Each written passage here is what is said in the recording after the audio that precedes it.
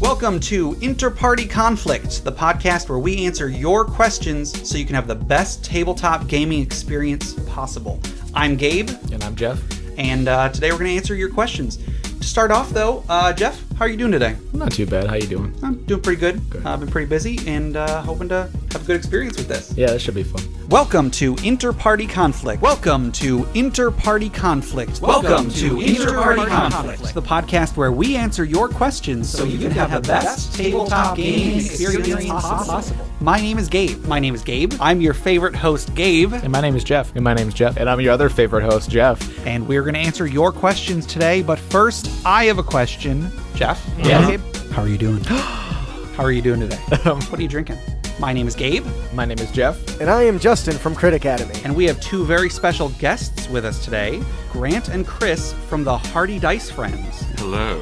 Hello. And we have a wonderful guest with us today, the myth, the man, the legend, Chris. Hello, everyone. It's great to be here. Hi, I'm Damien from the Adventures in Aurelia podcast. Gary Butterfield from the Duckfeed TV Podcast Network. Hi. Garen and Dan from D&D Character Lab. Hey guys, it's Garen. Hey, it's Dan. Luke Hart from the DM Lair. Hi, I'm John from the Cantrip. And I'm Ange from the Cantrip. Jessica from Incoming Game. Hey everyone. And we have a very special guest with us today. Hi, I'm Paolo. Steve, why don't you say something? Hi. My name is Gabe. And I'm J-Dog. And we have two very special guests with us today, Jeff and Ryan from No One Can Know About This. Hello. Hi, I'm Ryan. Welcome to Inter-Party Conflict, the podcast where we answer your questions so you can have the best tabletop gaming experience possible. My name is Skylar. And my name is Lisa. And we're here to answer your questions today. But first, I have a question. Lisa, how's your day going? I want to puke. Will Hughes from the Duckfeed.tv network. Welcome, Will. Hi. Thanks for the welcome, Gabe. From Brute Force and Ignorance, we have Dan and Jake. Thank you so much for having us on the show. And I'm just here. Adil Rafai from Hello from the Magic Tavern. Hello. Thank you guys for having me. And we have a very special guest with us today, Jason Enright. Hey, how's it going? Damien and Caitlin from Adventures in Aurelia. Hi. Hi. Jesse and Sean from DMs of Vancouver. Hi, I'm Sean. And I'm Jesse. Jack and Austin from the People's Trivia Company. Hello. Hi. My name is Gabe. My name is Jeff. And I'm Alistar the Minotaur. And my name is Nathan, also known as the Seawood Scribe. And my name is Dustin. Listener and contributor Finn, aka Potato Plunderer. Hello and well met, everybody. Two good friends of mine, Alan and Delilah. Hello. Hello. Our good friend Rantasmo from the YouTube channel Needs More Gay. Hello. Thank you for having me. My friend Dave, aka Stiltskin Koopo 84. Hello, everyone. Collins, host of Where Streams Come True. Hello. Freeman from Encounter This. Oh, hey there. Jacob is joining us today. Welcome, Jacob. Hi, everybody. Hi. Oh, hey, Gabe. Yeah. Welcome back, everybody, to Inter-Party Conflict, the show where we answer questions to help you have the best tabletop gaming experience possible. With me, as always, I have Gabe, Master of Dungeons, Editor of Podcasts, and I am Jeff, Player of Video Games and Stealer of Intros. Before we answer any of your questions today, I have one question for Gabe. Gabe, how are you? I'm pretty good. Wow. Gabe saw me scribbling some notes earlier, and I was writing out a little intro for him. Wow. Good job. Thanks. Good job, Jeff. And today, this is a very special occasion because we have been podcasting for 52 weeks. Woo! My name for the 100th time is Gabe. And my name for the 100th time. Well, really, 100? 100. Oh, yeah. Isn't this number 150? This is number 150. Yeah. This is Mewtwo right here. This is the Mewtwo of episodes. For the 200th time, my name is Gabe. And my name is Jeff. And this is the 250th episode, and hoping to have a good experience with this. Yeah, this should be fun. Welcome to After Party Conflict, where today we're going to be looking back at 5 years of answering your questions so that you could have the best podcast listening experience possible. My name is Gabe. My name is Jeff. And this is the end. This is the last episode, everybody. Yeah, this is it. This is so the welcome. one. Welcome, Jeff. For the however many 100th time, how are you doing today? I'm doing okay. We're recording this on New Year's Day, actually. We are, yeah. So it's a new year. And actually, to celebrate that and to celebrate the episode, Crack open Gotta crack open a fresh, RC cold Cola. RC Cola. Yeah. I'm actually got myself a little drink here too. Yeah. It's a beer. Ooh, fancy.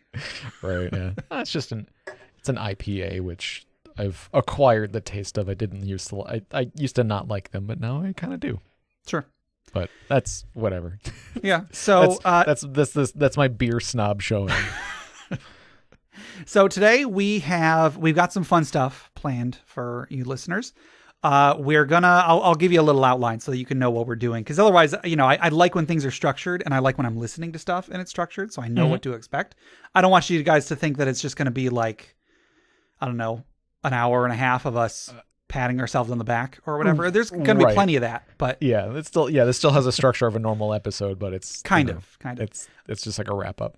Yeah, I do expect this to be a long episode. We just started recording, so I don't know how long it's going to be. But in addition to us, we also have there's a lot of pre-recorded audio we're going to be playing. So, how this is going to go, in a moment, we're actually going to start with the social media question, which we posed 2 weeks ago. And that was, what was one of your favorite moments from the show?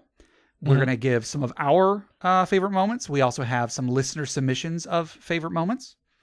Then we have a couple last-minute Patreon rewards that we made that we recorded for patrons, and then they said that they wanted us to put it in one of the remaining episodes, so I'm putting those here. Mm-hmm. After that, I have made a quiz about interparty conflict that Jeff is going to have to answer, and we'll see how he does. Oh, geez. It's going to be really embarrassing. Hopefully. And then, hey, maybe I'll make a version of this that listeners can take as they follow along. Ooh. So check the show notes, either in the episode description or on interpartyconflict.com. Check and see if there is a link to take the interparty conflict quiz. Mm-hmm. And I don't know. I don't know how that's going to work, but we'll figure it out. Yeah, we'll basically, maybe we'll just like leave a little bit of like space for them to think about it. So I won't like answer it right away, or you won't give me the answer like at the very, sure. Too soon. We'll record your answers and then we'll go back and give you see if you got them right. After that, we had for a long time a survey you could take at bit.ly/interpartyconflict. And I don't know how many of them we're going to read, but I did compile all of the responses people gave over the years to the questions that were on there. We'll probably just read some of our favorite ones. After that, we have quite a few responses from the guests that have been on the show in the past. So we'll play some of those. And then after that, that's pretty much it. If we come up with any ideas for anything else to end out the episode, we'll slide it in there at the end. But that's basically how this episode's going to go. Sounds fun. This is I'll just say right now, this is a bittersweet occasion. Yeah. I don't know. 5 years ago, I don't know if I assumed that we would be around this long. I'm sure I hoped we would, but sure. Who could have pointed at us and been like, you're going to be doing this for 5 years. And then what would we have said in response if we had heard that? Right. It's like, that's crazy. I don't know what I'm doing in 5 weeks, let alone 5 years. Yep. It's exactly. Yep. It's like, I couldn't tell you what the next month holds for me. Like, but the last 5 years. Oh man. Yeah. So Jeff, you want to get into this episode? Yeah, let's do it. Okay. So we posed the question 2 weeks ago.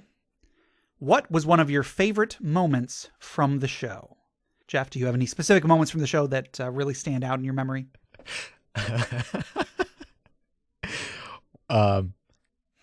Gabe. Yeah. Hot dogs are not sandwiches.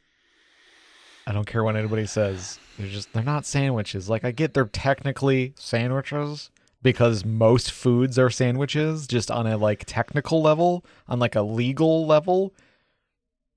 But they're not sandwiches. That's not what it is. What is your definition of a sandwich, though, Jeff? My definition, you can't. I can't just give you like a one sentence answer to that. You know that it's just not a sandwich. I know. It's something between two pieces of bread, whereas a bun is not two pieces of bread. It is a single piece of bread with a slit. So if No, Never Gabe, mind. we're not getting into this. We don't need to get into this again. But of course, you were referring to our dinner party conflict episode, which was fantastic. That is definitely in my top 10, maybe my top 5 moments from the show. Yeah, it is. Yeah, it was a really fun time, and we just kind of rolled with it, and it turned into a legitimately good episode, and like it started off as a joke, and it kind of just became real. Yeah. So yeah, it was a really fun time. Yeah, I there are 2 special kinds of episodes that I've always loved listening to and I've always loved making, and those are April Fool's episodes and Halloween episodes. So we have made sure to do one of those basically every year. I've said in the past that like our very, very first April Fool's episode, it wasn't even an April Fool's episode. That's not even fair to say that it's an episode. Our very first April Fool's like joke or prank was so slight, nobody has ever mentioned it to me ever, which makes me think either nobody realized it was a joke or everyone realized it was a joke and they just didn't find it funny. What was it? We started off the episode with a previously on Inter-Party Conflict. And it's the 2 of us getting into a fight. Yeah. And then it has no bearing on the rest of the episode. And then the episode ends with like a soap opera ending. Yes, right. I was gonna have it be that I reveal to you that I'm pregnant, but Lisa really didn't. I mentioned it to Lisa and she was like, I don't like that. I don't like that at all. So instead we changed it to me revealing to you that I was in a coma. which is hilarious. Yeah. But again, nobody has ever even just been like, Gabe, what was that? Yeah. No one has ever commented on it. Because I think it was like, oh, okay, they made a gag there. And like, I'm sure somebody thought it was funny, but it wasn't like, I was like, oh my God, like, it wasn't a profound gag or anything like that. It was just like, oh, cool. A neat little gag. That was funny. All right, next episode, Sure. Not to say that it was a bad joke. I thought it was hilarious, but, yeah. But that is weird. Like no one said a thing about it. Just like, okay, that was a thing. They tried. Yeah, I guess. But so our April Fool's episodes have always been so much fun. I don't know if I've mentioned like the other ideas I've had for April Fool's episodes that we of course obviously won't be getting to. I don't know if I mentioned them on the show, but I had 2 more ideas. One was If we continued for 1 more year, I was going to talk to Justin from Crit Academy and see if he would be willing to swap shows for a week. Oh, right. Yeah. So Justin, Ian, and Brandon would do Inter-Party Conflict, and then we would do Crit Academy. I don't know how easily that would be done because they have quite a bit more to the presentation of their show than we do. Right. Yeah. But, I think it could have been a fun thing to suggest. Yeah, and then another idea that I had was this would probably have been a lot harder to do, but I would try to find some celebrity, like an interview with a celebrity, and then make an episode around their audio so that it sounds like they're part of the episode. Right. Yeah. Yeah. Just take the answers to a celebrity interview and then like form questions around them to make it sound like they're talking about tabletop games. Right. I think I got that idea from, there's a podcast I listen to called Monster of the Week that is a Supernatural podcast, TV show Supernatural. And I think there was an episode they did where they just had a little clip of, I think Jensen Ackles, one of the actors on the show. I think they just had some little clip that they played at the very beginning when they introduced themselves to the episode. And for a moment, I mean, I could tell he wasn't actually there, but for a moment, I thought that's what they were doing. I thought they were like going to be interspersing clips of him talking as if he was part of the conversation, but they didn't. I think it was just the gag at the very beginning. But then that got me thinking, how much fun would that be? Yeah. If we could make it work. I don't know. A lot of work it would have been, though. So I would not have envied myself doing that, So anyway, April Fool's, all of the April Fool's episodes were definitely some of my favorite moments. I would say we actually had a few of our listeners say that my rants are some of their favorite moments of the show. Yeah, and of course. I'm on board. I think I do a good rant. I would say that my trolls rant was one of my favorites. Also, pretty much every time I've ranted about the bag of holding, like it is a bag. Yeah, that could be my catchphrase, I guess. I don't know. You guys, it's a bag. But I would actually have to say my number one favorite episode of this entire show was our Halloween episode this year, where you and I made an adventure. I think that turned out so good. I am so happy with how that episode, just the whole episode, how it turned out. I love that episode. That 5-room dungeon that we made is probably my favorite moment from the entire show. Yeah, that turned out really good. Yeah. Did you have any others, or should we go on with listeners? I mean, well, let's go. Let's see what else everybody else had to say. Okay. So over on Facebook, we only got one. Darren W says, favorite moments besides the answers and knowledge on running the game has to be all the attempts Gabe has made at the Dragon's Horde intros. I may just go back and re-listen just to those. Good luck. Oh God, yeah. I don't envy you. I think a lot of those were pretty awful. So sorry. A lot of them were on the fly, so that's impressive by itself. I 100% did not intend for them to be a big thing when we first started the Dragon's Horde. I kind of just meant it to be like, oh, here's a creepy little sentence, and then you found the Dragon's Horde or whatever. But then I had to make each one noteworthy. Right. Yeah. They just you kept trying to outdo the last one. Yeah. They got away from me. Yeah. We did not get any on Reddit or Twitter, which is surprising, but whatever. It's, it happens. And we got just a couple on Discord. Peace Joy Pancake says with a crying emoticon, the final one. Oh. I just use the word emoticon and not emoji. Is that an indicator of my age? No, because I don't know, because like emoji is like a brand or something, like that's. Oh. I think emoji is like specific to like somebody owns emojis. Oh, okay. And like emoticons, I think is like the term, and then emoji is like Apple's like version. I think I don't know. I'm not 100% sure on this. Maybe. Don't quote me, but okay. Apple owns emojis. Jeff. Okay. Carl of all trades says the sound of resignation and restrained frustration in Gabe's voice as he answered my question about grappling. Good times. Yeah, the grappling episode was 100% because Carl called my bluff about submitting questions. Right. Debrasaur says finding out someone legitimately made a magic item to turn the user into a seal because of me, she says. And yeah, that was I think I could be wrong, but I think Dustin on the Discord made an item because of something she said. Hey! I'm getting a boat. Hi, Lisa. Gabe told me I could barge in at some point, so I did. She did. Mission accomplished. Thank you, Lisa.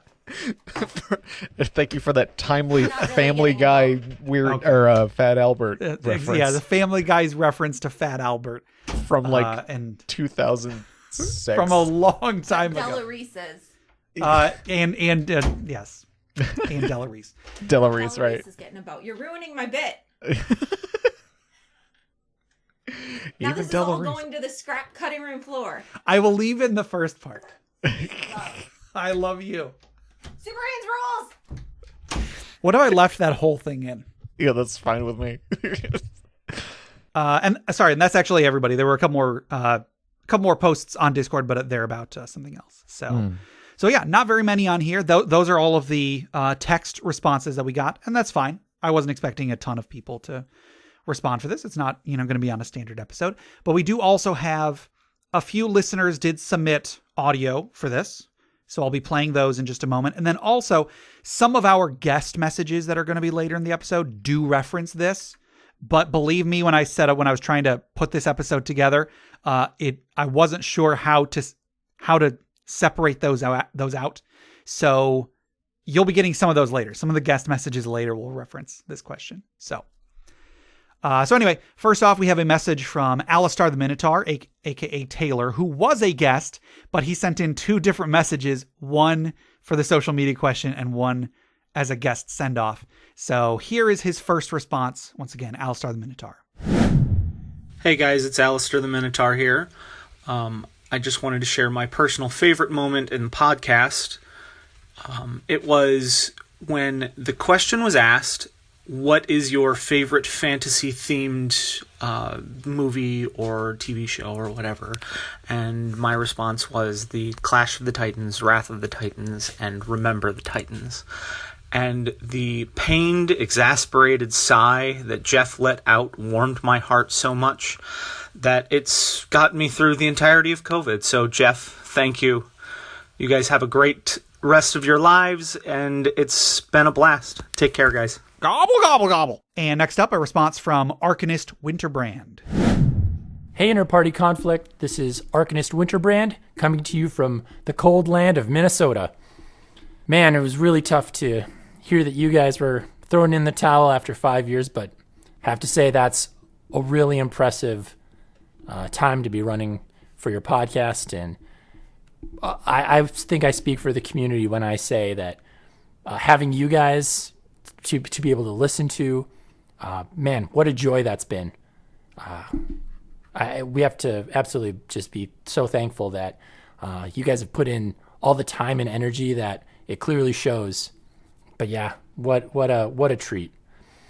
So yeah, here we are 5 years down, and you guys have just put on a heck of a show, and just some of those things. I know that you guys have a wide variety of shows, but I think for me, there were 5 episodes that really stood out, and in no particular order. I'll just list them off quick. The episode about trolls, that has been that was a fantastic episode. Just the sort of the breakdown of one particular creature, just trying to mince out the meat and lore of like, what is a troll? That was a fantastic episode, worth revisiting. What a fantastic breakdown you guys did.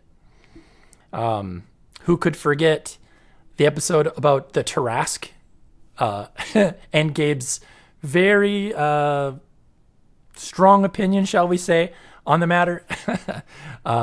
Not wrong, though. I originally hail from 3.5, and the Tarrasque is notably disappointing in 5th. So I think just hit the nail right on the head there, Gabe, with the Tarrasque being a awful disappointment for 5th edition. What a shame. Another episode relating to another Gabe rant being the grappling episode, just talking about how ridiculous previous rules were, how in depth you went through all the editions on grappling. Man, I think this speaks especially to Gabe. Like, when you're opinionated about something and you really have a strong opinion, man, you go all out. You've got all the resources to back it up with. And I don't think this is maybe a different episode, but the Bag of Holding, another classic Gabe rant. My 4th favorite episode was the exploration of the 5-room dungeon. I have never heard about that until your podcast came out with that. And man, that's been such a good tool to reference in building awesome encounters. So thank you for bringing that to my attention. It has been a wonderful resource. In addition to all of the other content that you guys have put out, it's been very useful. And then the last episode, also kind of a little bit of a different take, when you did the episode on the sort of history and breakdown of the city of Sigil.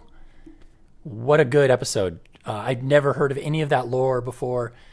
The rabbit hole that episode was just diving down was just a spectacular display of lore in regards to a very iconic piece of D&D, and that was just so fantastic. But those are probably my top 5 episodes, 5.5 if you include Bag of Holding. It has been a pleasure to be a participant. Love to be having some of the things that I've presented show up on the show. What a joy that's been. Also, the audience participation, being able to hear other people's ideas for magical items, being able to even implement some of them into my own home game. Man, it's been so overwhelming to be part of the show, listening to the show. Just good on you guys. Really appreciate what you've done for the last 5 years, putting just your heart and soul into these episodes. Sad to hear you guys go, but we totally understand. Thank you for a great 5 years. And man, good luck to, whatever comes your way. And you know what? You guys put out anything in the future, let us know, because I'm sure we'll be all over it in the future if you guys decide to jump back into podcasting. Love to hear some more stuff from you guys. But if not, it's been a great run. Thanks, guys. Gobble, gobble, gobble. And next, Dr. Taco 86. Jeff and Gabe, congratulations on 250 episodes. I started back at 150 with your soft reboot and have enjoyed this for nearly 2 years. Your effort, your interesting ideas, and the numerous giveaways have all been great. I've loved the format, the fact you've stuck with it and kept it interesting for such a long time. So I just want to say thanks. You guys have put a lot of good into the world, and you've made my life a hell of a lot more enjoyable. My lawn mowing and long drives have been filled with D&D when that wouldn't have been possible otherwise. So thank you, and best of luck with your future endeavors. I am quite confident that you guys are going to succeed in whatever you put your mind to. Be well, take care. Gobble, gobble, gobble. Next up, Joe G, who's actually one of my coworkers. Gabe and Jeff, you guys have done an awesome job with this podcast. I've enjoyed listening over the years, even though I was new to D&D when I first started listening, and still have only had a few games under my belt. Your podcast has got me interested in playing more and getting more into the hobby. I wish you guys luck on your future endeavors, and if you guys ever pick the microphone back up, I'll gladly listen to any future podcasts you guys make. Also, Gabe and Jeff, although I know it must be hard to bring this podcast to an end for you guys, as we all know the saying, all good things must come to an end, this stands true because your podcast was really good and it also brought a lot of people together with the common appreciation for RPGs and the fun you guys brought to the podcast. Congratulations on 5 years of podcasting, and I wish you guys the best. Sincerely, your friend and listener, Joe. Gobble, gobble, gobble. And it was actually hard to get him to send that in. He tried sending in his text, but I was like, no, Joe, please, you got to just record it. He said he didn't like his voice, and I was like, nobody likes their voice. But anyway, I got him to send it in, so thank you very much, Joe. Next up, Sean M. Hey guys, Sean M here. Absolutely love the show. Thank you very much for all the hard work that you have done and put into the show over the years. You've taken me from Pathfinder and 5e suggestions to stuff I even take into game RPGs I've never even tried before. So really love all the work that you guys have done. In terms of one of my favorite things from the show, I mean, it's really hard to pick because you guys have done so much. I think one of my absolute favorite things is just how surprised Jeff is every time it turns out to be a dragon leading him to the dragon's hoard, because apparently he's never caught on, but it's always a surprise and it's always fun. Thank you again, guys. Bye. Gobble, gobble, gobble. And finally, the DM's Counsel. Hello, Gabe and Jeff. How are you doing? This is Jonathan of the DM's Counsel, wanting to congratulate you on 250 fantastic episodes of Inter-Party Conflict. Now, we know making a podcast is not an easy task. Not only do you need engaging and thought-provoking content for your audience, but also having good chemistry with your co-hosts and your guests, and you guys do that flawlessly. On the back half, all the time and effort spent in audio editing for all the sounds and the clips to make it sound just right. Thank you. So from myself and everyone in the tabletop gaming community, players and DMs alike, thank you so very much. You have made time at our D&D tables legendary. Gobble, gobble, gobble. All right, those are the responses to our social media question. Thank you so much to everybody who wrote in, and an even bigger thank you to everybody who sent us audio. I know it might seem like a small thing, and you might not like your voice, but like seriously, I think that's so cool. When people do that, when people are willing to record something for us, I think it's so much cooler. So yeah, it means a lot to us. Just a big, huge thank you. So that was our social media question. Again, some of the guest messages later on will reference that. So apologies for not making that a little bit more contained. But Next up, we're going to play some more audio for you. And these are 2 character backstories that Jeff and I came up with for characters that were in the Roll20 game that I ran for our patrons over the last year. First off, we have a character backstory for Alvard the Goliath, who was played by Wolfpack Nate, one of our listeners, and who was a patron for quite a while. So thank you to Wolfpack Nate and listeners. Without further ado, Alvard the Goliath's backstory.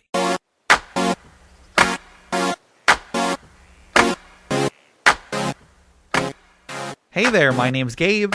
My name is Jeff.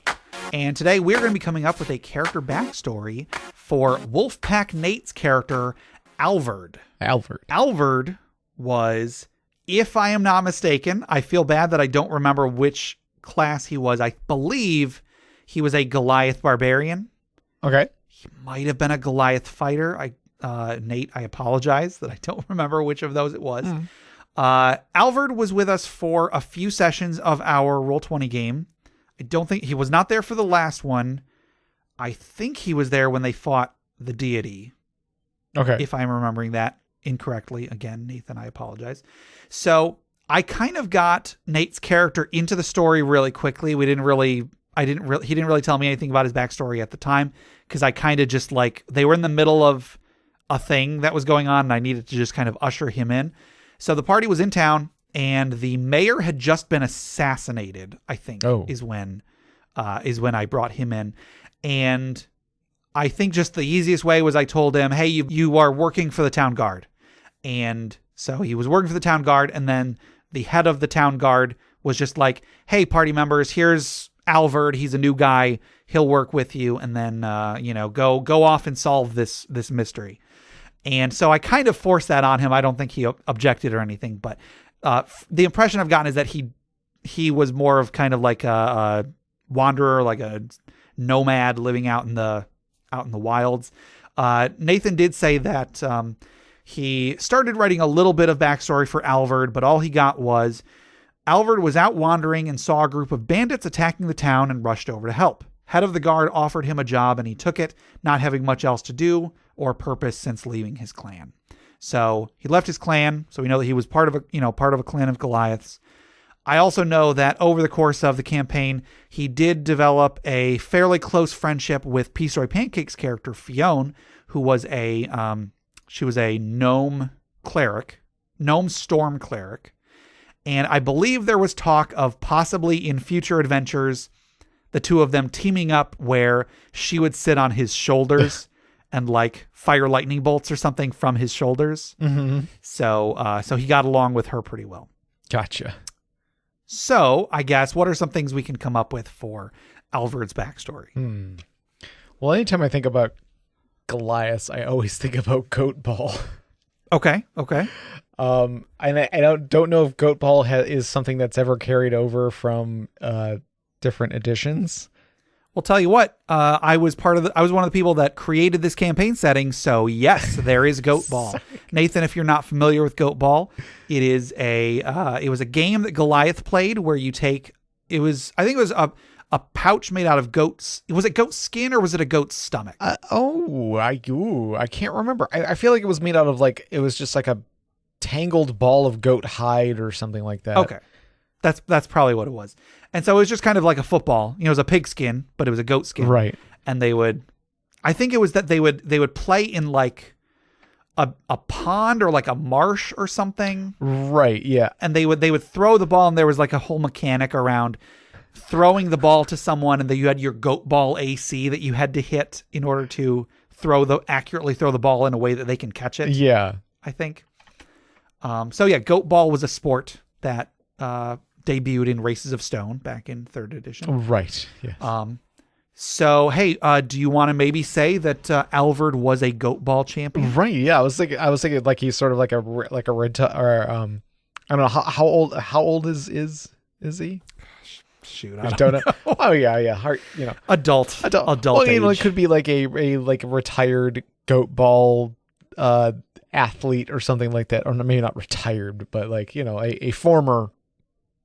Because I don't know how official Goat Ball is. If there's if there's like a league. Is there or an something. organized goat ball corporation? Or maybe he's trying to start. Maybe he's trying to start that. Maybe he's trying to bring goat ball to other places. And like, did you see why he left his clan again? No, but I've got an idea. If you've got something, go for it. But if you don't, I have an idea. Well, I was gonna say like maybe he left his clan to like go try and like share goat ball with the rest of the world or something like that. Okay. I was thinking because he says that he had not much else to do, not much else or not much purpose after leaving his clan. So I kind of got the impression that he left his clan unwillingly, like it was not his decision. So what if he was the goat ball champ, but someone came forth with evidence that he cheated, and so he was ostracized. Yeah.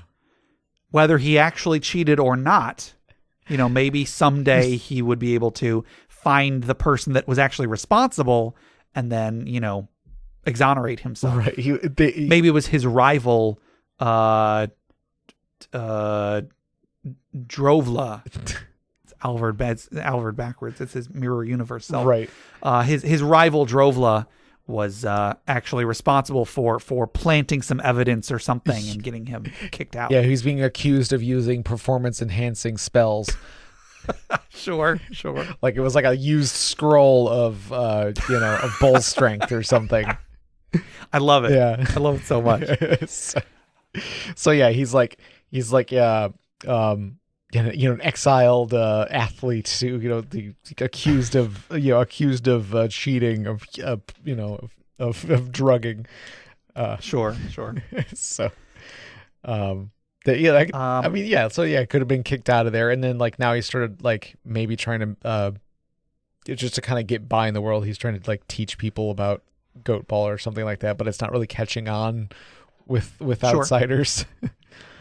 The goats that they have, down off the mountains, they just aren't the same. They're not as hardy. Right, yeah. The goat ball just falls apart in your hand. Right. The hides are much softer, so like the goat ball doesn't throw as far. It doesn't have as much like heft you gotta to it. feel it when someone beans you on the back of the head with the goat ball. Right. Although, the goal is not to hit someone with the goat ball. It's to pass it to them so they can catch it. Right, but you're using their goat ball AC to hit them / have them catch it. There needs to be the proper amount of give when you do hit them with the goat ball so that it hits them and then bounces and lands in their open hands. Right. You don't throw it into someone's hands. You use their chest as a backboard to bounce it off.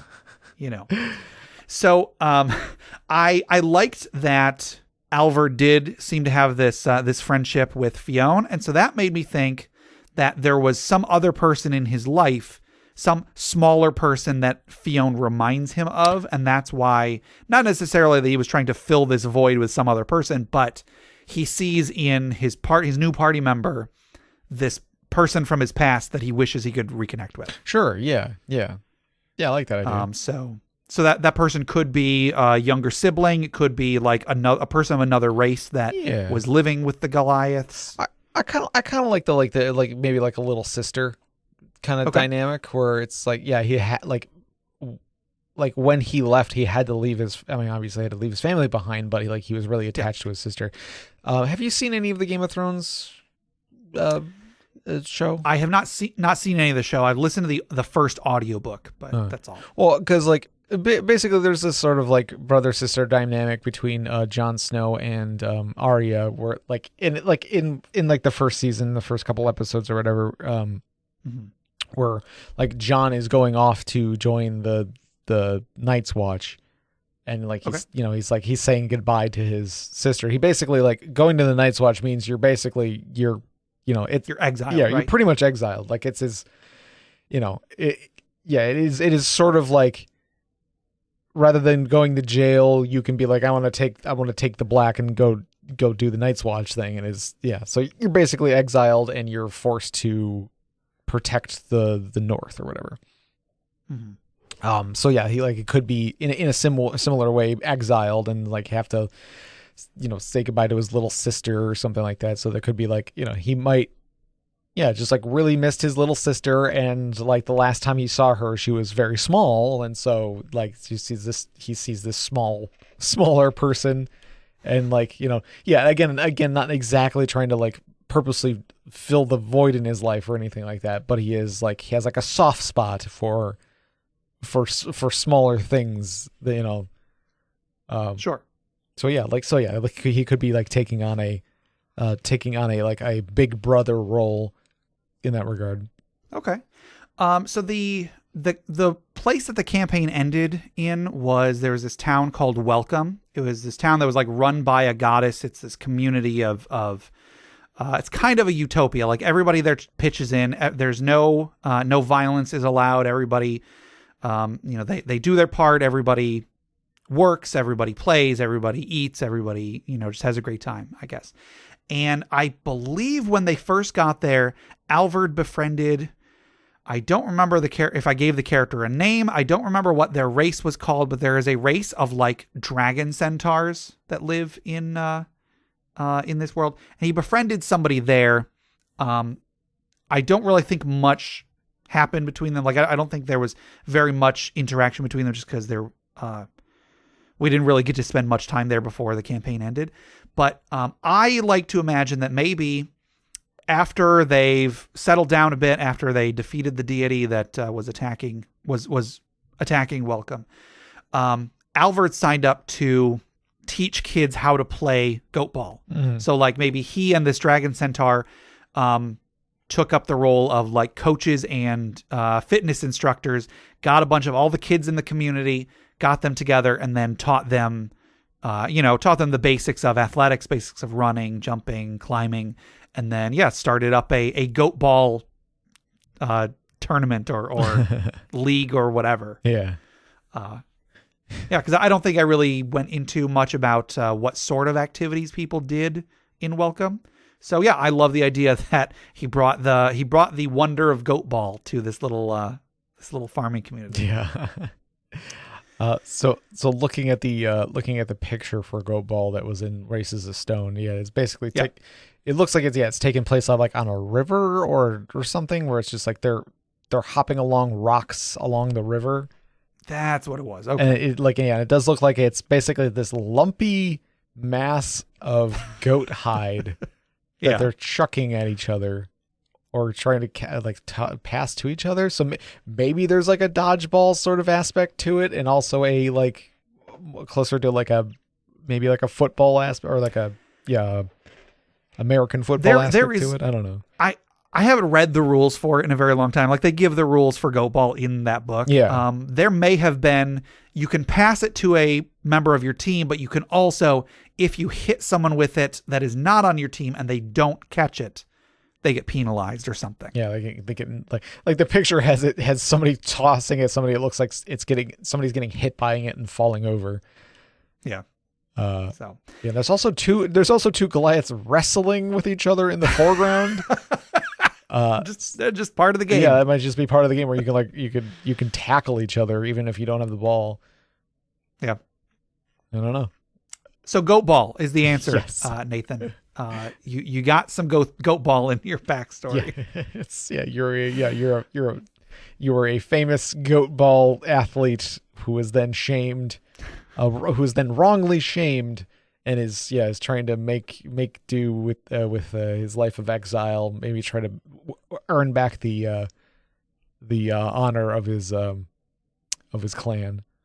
There you go. So someday in the future, in a future campaign, if you ever play as Alvard again, you can bring your team of goat ball champs, and you can challenge the Goliaths in a game of goat ball, and win back your honor against your arch nemesis Drovla. Right, who is now the coach of the Yes, right. Exactly. So good luck, Nathan. I think that's going to do it for today. Thank you so much for being a patron for as long as you were. So thank you, Nathan. You're awesome. Hopefully you enjoyed this, and I guess catch you in the future. Have a good one.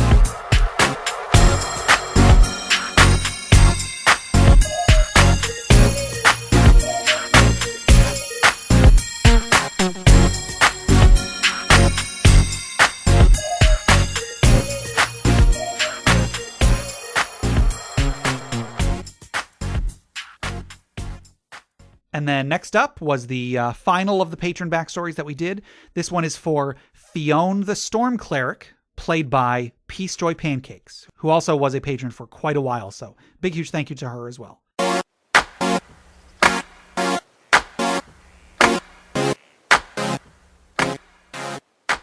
My name is Gabe. My name is Jeff. And today we're going to be coming up with some parts of a character backstory for Peace Joy Pancakes' character, Fiona. Fiona was a gnome cleric, a gnome storm cleric in the Roll20 campaign that we played for, I think, 8 or 9 months. We played it for a good amount of time, but not long enough, unfortunately. So she was in the party from the beginning, and like I said, she was a storm cleric.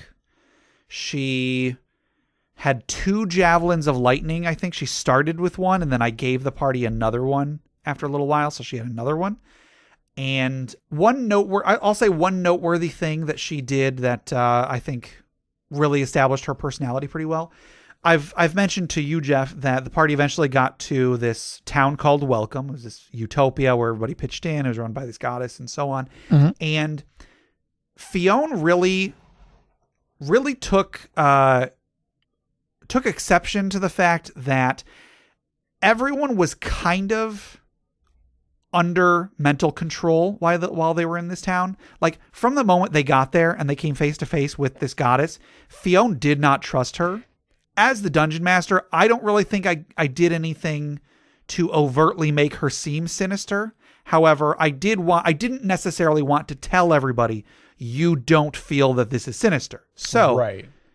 So Selena, as Fiona, she did look at all of the things that were going on that could be seen in a sinister light. So, for example, if someone has naturally violent tendencies, those tendencies are supernaturally curbed. Like, they are given some sort of minor conditioning that stops them from acting on those desires, which could, for a person that is freedom oriented, could very much be seen as limiting someone's freedom. That could be seen as mind control. It is mind control to an extent. Mm-hmm. So she was always kind of on edge when in Welcome, kind of like watching for when the goddess might, slip up and do something that was overtly sinister. Yeah. So I thought it was a really nice counterpoint to, everybody else is just playing along. Everybody's just going to dinner and so on and so on. Yeah. So it was a nice contrast to everybody else. So we never really got very much into Fiona's backstory in the game. Again, the game didn't go long enough, unfortunately. But Selena gave me some of the details about her character. She told me that Fiona grew up in White Bark Grove. White Bark Grove is the capital of the gnome part of the continent. And White Bark was actually the gnome god. It's there's a giant living tree that birthed all of the gnomes originally, I presume. So, the gnomes live in this community around this giant tree. They worship nature. They venerate this tree and everything. And so she grew up in White Bark Grove, so near this tree. And Fiona was in a big family as the 3rd child of 9. She gave me the names of all of her siblings and her parents. I will try to pronounce these. I apologize, Selena, because I'm probably going to get some of these wrong. But the oldest was a brother named Gwent, a sister named Camry, herself, Fiona, a sister named Menine, a sister named Rosine, 2 male twins named Colin and Gwernan, a sister named Kalis or Salis, and then the youngest is a brother named Goldweir. Her mother was Airless and her father was Glyn. So apparently those are all Welsh flower or plant names, which I think is really cool. Yeah, that's neat. That's neat. Yeah. She then told me that her parents are both druids dedicated to protect White Bark, and her 2 older siblings, Gwent and Camry, were found to have a talent for that as well. So they're all, those ones at least are druids. With their parents' duties and the training of their older siblings, Fiona was often left completely alone in charge of the whole rest of her siblings and household duty. She felt she was not in control of her own destiny and was miserable, so she left as soon as she could to join the worshippers of the Lady of the Storm, a mix between clerics and storm chasers, basically. Oh, some sort of assignment for them. She met Zimagor, who was another party member, and was assigned as his helper. So Zimagor was an axolotl. From to the west, there was a city of axolotls built around this like city of water that had like magical waterfalls and so on. So the two of them traveled for a while. And Selena said the most important thing for her is freedom, which is why she was not happy with the mayor of Twin Fangs West and the goddess Ilona, because she felt they took away the freedom of choice from the people living under them.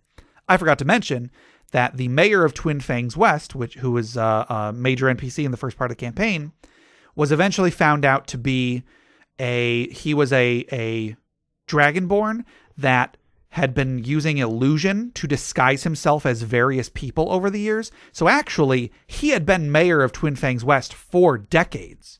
But every few years, he would create a new person as an illusion and then lose the race to them so that he could take over as the new mayor. And then he would, if he wanted to put any changes into, put forth any policy changes, he had an easy excuse because now he's a different person. Sure. And so what that meant was that ultimately the people of the town had no say in who was running their town. And actually, when the mayor was assassinated, the mayor was not actually assassinated. Someone tried to assassinate the mayor. He survived it, and then he killed the assassin, or he killed the person in charge of the assassin, and then took their place so that now he was still the mayor after all of that. Anyway. Selena went on to say, she's also still very young. I was thinking around the age of 19 or 20 in human years, whatever that would translate to. So she's definitely not what you would call emotionally mature, and acted bratty enough in Welcome, always being, suspicious of everything. Some holes that she left open for interpretation. When, how, where, and why did she leave town? Did she leave her family? In her version, she probably went to this nearby port city and met Zimagor there, but she's not necessarily attached to that idea. She wants to know what was the thing that she and the worshippers of the Storm Lady were looking for when they were in their travels. One idea she had was that the port city was at some point destroyed by a giant typhoon, and they were looking into that source of energy as a means of protection, possibly. And then also, how did she meet this axolotl character and get assigned to him? So I guess first let's start out with how and why did she leave her family? Did she leave White Bark Grove? So I think the why would probably run around the idea of the whole freedom thing, where she she felt like she was too tied down, like caring for the rest of the family that wasn't doing wasn't on druid duty. Sure. So yeah, she you might have done like a run away from home just to kind of be free. Want to go off on her own. It might not have been like a straight up run away from home. Maybe there was like an understanding. There was sort of a, they left. She maybe left on good terms. Sure. Like it's kind of like I got to go do my own thing, and maybe they gave her their blessing or not. Yeah, I like the idea that her parents were maybe not super happy about it, but they understood this was something that she needed to do. Right. So yeah, they told her we're here when you come back, but take care of yourself. Right. Yeah. So there maybe there is sort of like a sort of a tradition when it comes to leaving the tree. Okay. So like there might be something where it's like a big deal, but it's not something that they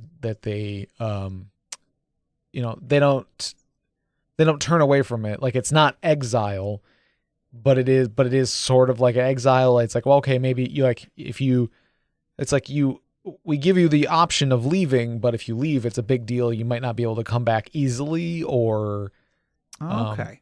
There might be some consequences to it, like that, having to do with like the tradition of protecting the tree. Like maybe because there's a big protections on the tree, it's not as easy to get back in because they have to make sure to keep all outside forces out. Okay, I have an idea actually. So I recently played the Mass Effect series, and there's a race of aliens in that called the Quarians. Yeah, and they they left their home. They had to flee their home a long time ago, their home planet, and they're living on just an armada of ships. So like they live on ships, and they're allowed every Quarian eventually is allowed to go out on a pilgrimage. However, they have a goal when they go on their pilgrimage, and they can't come back until they find some new technology that will enhance the armada. Like they have to find something that will be beneficial to their people. If they don't find that, they can't go back. Right. So maybe something similar here. Fiona, when she left, she knew that she had to find some kind of either some magic or some sort of plant thing. I don't know. I don't know how to put into words what I was thinking. She has to find something that will make the tree stronger. Ooh, okay. I don't know why this made me think of like Zelda or something. Okay. In Zelda Wind Waker, yeah, you go and you find the Deku tree. Okay. After you beat like the forest temple, the Deku tree is then able to do like this thing where like there's like the little Koroks, they're like the little plant people. Yeah. Like they do like a little dance and ritual and stuff, and then it creates, and then which then makes it so the Deku tree makes a bunch of seeds, and then the Koroks go and they spread the seeds all over the islands. Okay. And then the side quest is you go and you bring them spring water so you can water the plants or whatever. Sure. So maybe there is something like, what's the name of the tree again? White bark. White bark. So like the white bark, the tree itself has like spread its seeds all over the world, or like the whole all over the whole continent or the world even. Okay. And so like maybe there is sort of like a pilgrimage sort of thing that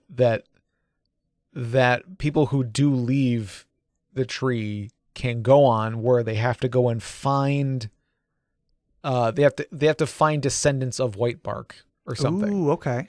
And like those could take the form of many different things. It might not be a seed specifically. It might not be a plant specifically. So like maybe there might be, like I can't remember like how deep you guys went into the lore of like the history of the tree itself when you were making the world.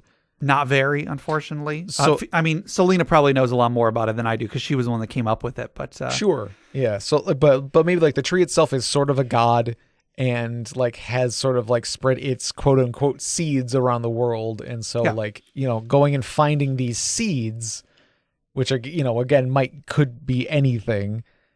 I'm picturing like somebody's out on a pilgrimage and they see a deer that has white fur and like an unnatural glow.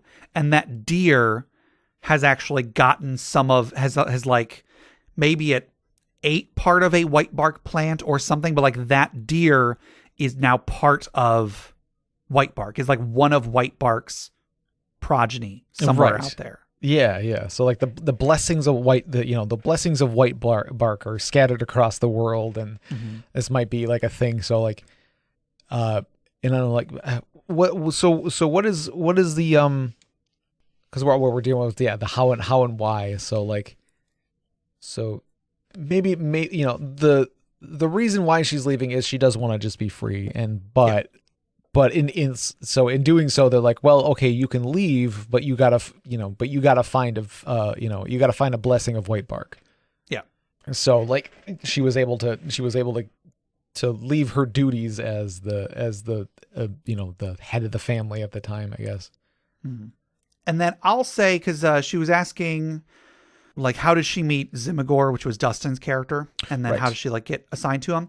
I'm actually going to say, if Selena, hopefully you don't mind me taking a little bit of liberty with this, I'm going to say that she went out. So after leaving White Bark Grove, she joined the Worshippers of the Lady of the Storm, and they went kind of chasing this typhoon that was, going across the ocean, and she got too close to it, and actually her boat got destroyed, and she was going to drown. However, Zimagor happened to be out there in the water. He saved her. So he rescued her, and then she was traveling with him, as a way to repay him. She considered herself in his debt. She owed him, a life debt or whatever. And so that's why the two of them were together. Not necessarily that this was a transactional thing. They became friends. And so, she was repaying the debt to him because he saved her life. So now she was traveling with him and, trying to help him on his quest as well. Yeah. And the whole idea of the blessings of the white bark, it doesn't need to be go to this place where we think there might be a white bark. It's more like it is sort of like a pilgrimage. It's go where you'll find it. Yeah. Go where your heart takes you. Yeah. And, and maybe there's there is a belief that you will be led to a blessing of white bark. And once you find it, you can, I don't know, return home or something. Yeah.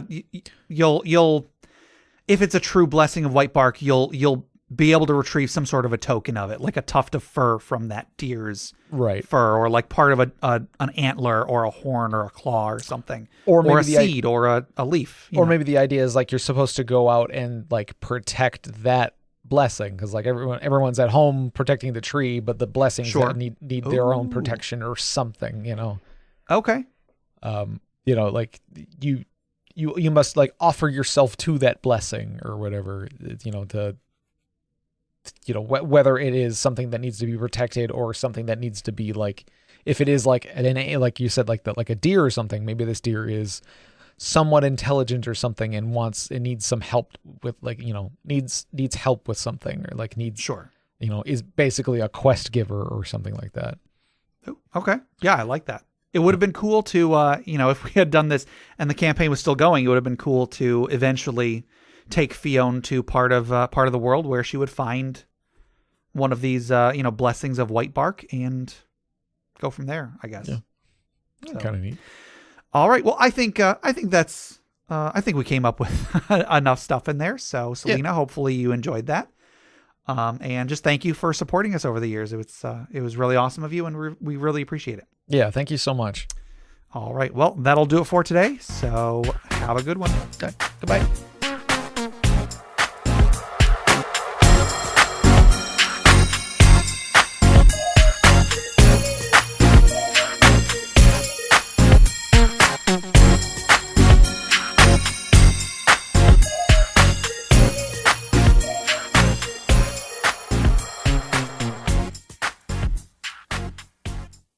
All right. So listeners, we are here at what I probably would consider to be the main segment of the episode. I have made a 25 question quiz about our podcast, the Interparty Conflict Quiz. Interparty Quiz Flicked. Nope. Or some, nope. Nope. So, Jeff, I have sent you a copy of the quiz, correct? Yep, I got it here in front of me. So none of the answers are on there. Oh, shoot. Is that what the bold means? No, I'm kidding. Shut up.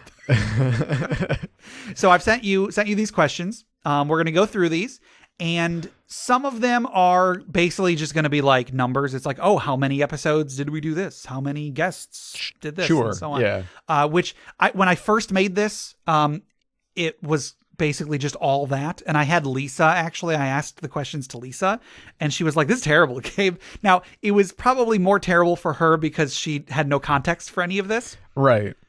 So hopefully that part alone is still going to be okay. But also, I went and I added more varied questions too. Yeah. So there will still be quite a few that are numbers, but I think it'll be fun. Yeah. And you'll have a lot more context. So hopefully it'll make more sense. Mm-hmm.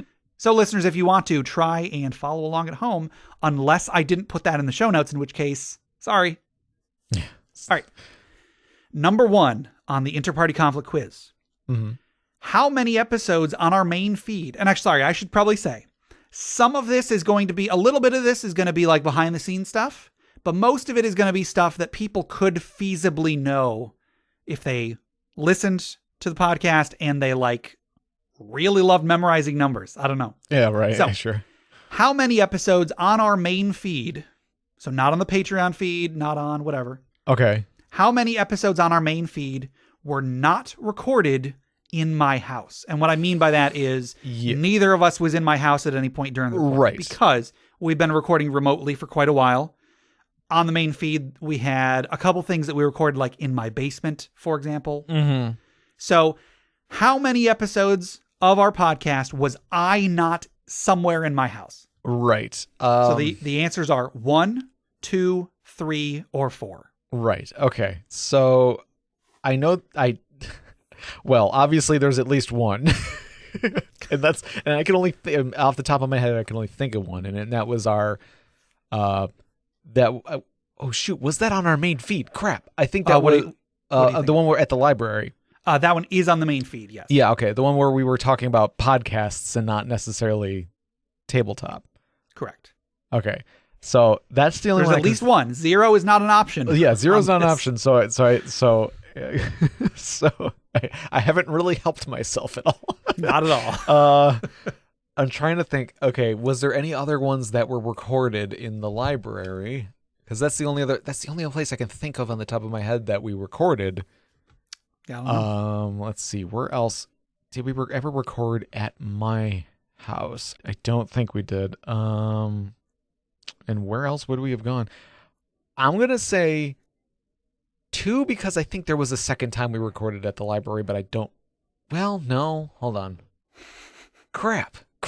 Oh, I don't know. Oh, I guess I'm just gonna go with 1 because that's the only one I can think of. Okay. So A1. Okay.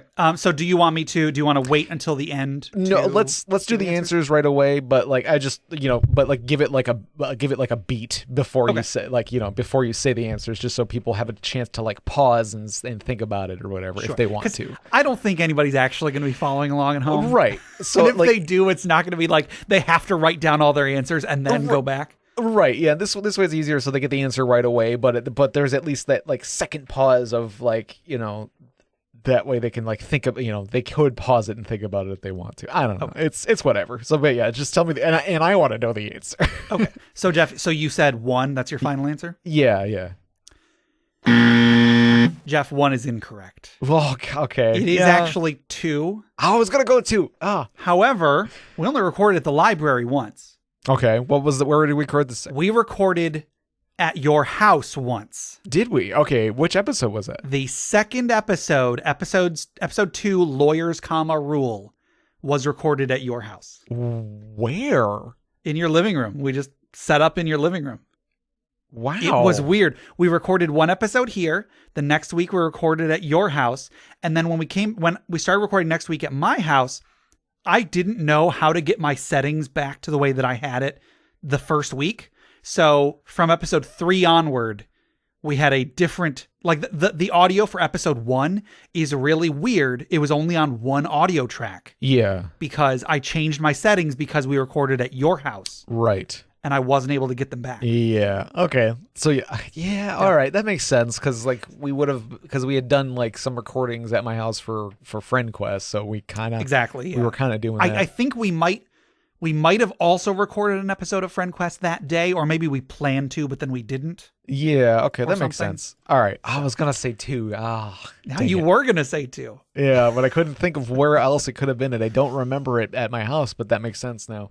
Yeah. So all listeners, right. I don't think anybody could have known that one. I don't think we've ever talked about that. But this was the first question that I thought of. This was like, ooh, I wonder if Jeff knows how many episodes. Anyway, the whole rest of it came after that. Yeah. So that was episode 1. Jeff is he's shooting 0 out of 1. Okay. All right. We'll keep it score. Great. Awesome. Continue on then. Question number 2. In which episode did we start the Dragon's Horde? I know it feels like we've been doing it forever. Maybe we have, maybe we haven't. Your 4 options are episode 1, introductions. Episode 2, lawyers, rule. Episode 3, on shopkeepers. Or episode 4, very complicated. Okay, I think I'm going to have to go with 3 on shopkeepers because I feel like I remember starting the Dragon's Horde in your house. So it definitely wasn't 2 if that's the episode that we recorded at my house. See, and you would be giving a different answer if we hadn't given out answers then. Sure. And then episode 1, I don't think we did it on the first episode. I can't remember for sure, but I don't think we did it on the first episode. So I'm going to say episode 3. Is that your final answer? Yes, that's my final answer. That is correct. Yeah! Episode 3 on Shopkeepers was our first Dragon Sword. Plus the name kind of the name kind of shows it, but I wasn't gonna rely on that. Oh, gotcha. I don't know. I don't know if that had anything to do with the title. Maybe this was back when the titles for like the first year are pretty awful. In rare cases, do they have anything to do with the content of the episode? Right. Yeah. Anyway, so that was question number 2. Jeff's at 1-1.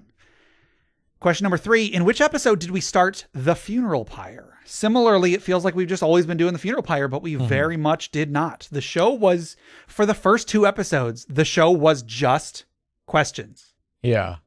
The first episode, we get into our first question like 30 seconds into the episode. We did 8 questions that episode. It was ridiculous. What kind of show was it? I don't understand. Yeah. So what episode we start? The funeral pyre, your 4 options. And these are not in a row. Right. These ones we have episode 21, Cold Open. Yep. Episode 28, Saved by an Orc. Episode 52, Introducing D&D. And episode 152, Your New Year. I feel like we started it pretty early on. Yeah. And again, kind of going with the title, but hopefully having something to do. I'm going to go with episode 28, Saved by an Orc, because I don't think it was as late as 50. Okay. I feel like I think it was earlier than that. Is that your final answer? Yeah, I'm going to go with 28. 28's correct. Woo! Good job. I just picked 3 other random episodes. I don't. Yeah. It was pretty early, but yeah, it was 28 episodes. It was more than half a year into the show that we started the funeral pyre. Yeah. Okay. Yeah. Like I knew it wasn't like I knew it was a little while, but actually I thought it was earlier, but then like I don't know. Yeah, 28 sounded right. So yeah, cool. Yeah. Sounds good. All right. Episode 4. Question 4. In which episode did we start incorporating the social media questions into the show? And this was at the direct recommendation of Damien the DM from Adventures in Aurelia. He pointed out that we had been doing social media questions on social media. I'd been doing those since the first episode of the show. Every week I would post a social media question, and he was like, why don't you put that into the show somehow? Read people's responses. And I was like, well, dang, why aren't I? Why didn't I? That was such a good idea. So anyway, we started at some point. The options are episode 15, item creation. Episode 51, some kind of magical. Episode 60, understanding NPCs. And episode 72, in the DM seat.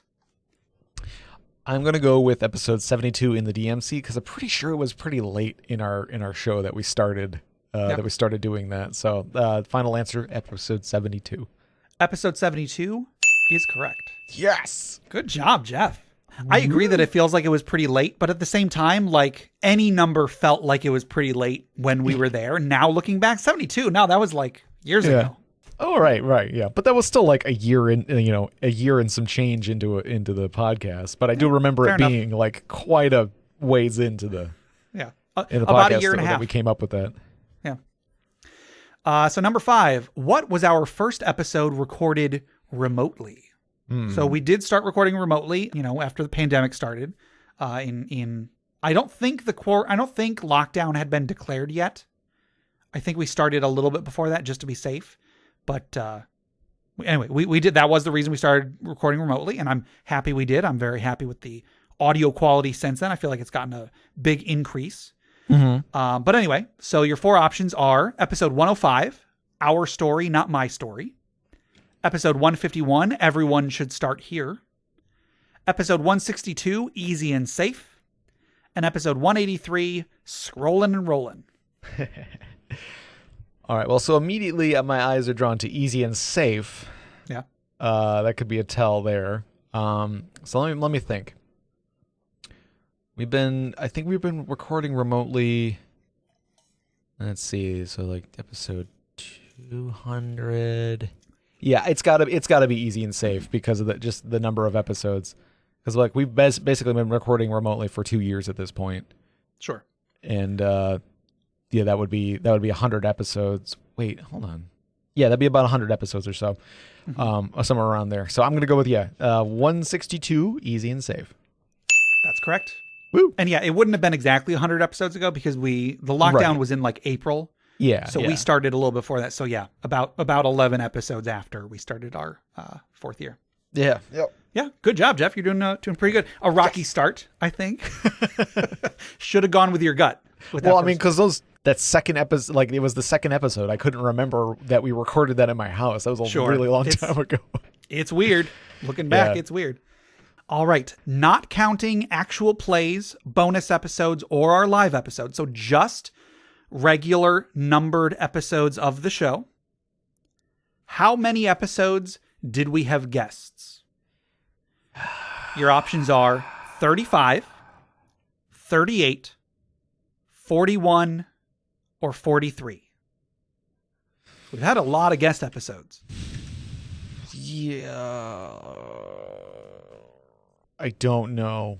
I don't know. And like these numbers are like close enough together where like I really could be. They are all pretty close together. Sorry. I am going to go with the one that jumped out at me the most, although I don't know if it was, I feel like it wasn't this many.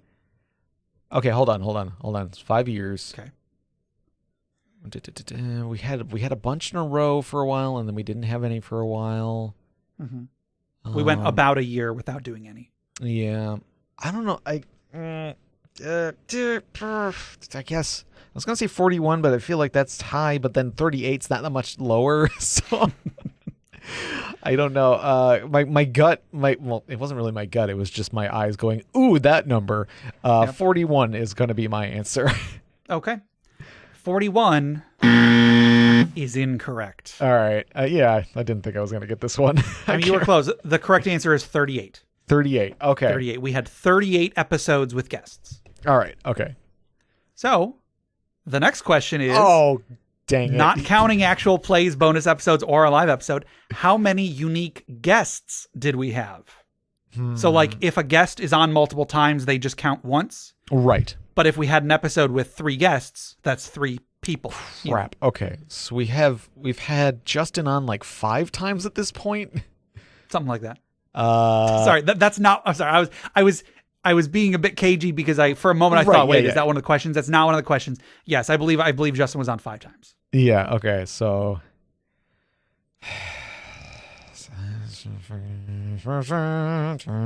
And sorry. The answers, the options are the same as the last question: 35, 38, 41, and 43. Right, yeah, he's given the same, so it's extra. Okay, so I have to maybe try and do some math real quick or just guess. I guess here's a thing to think about. Have we had more guests than guest episodes, or the opposite? Right, so we've definitely had a few episodes with multiple guests, and we've definitely had a few people on multiple times.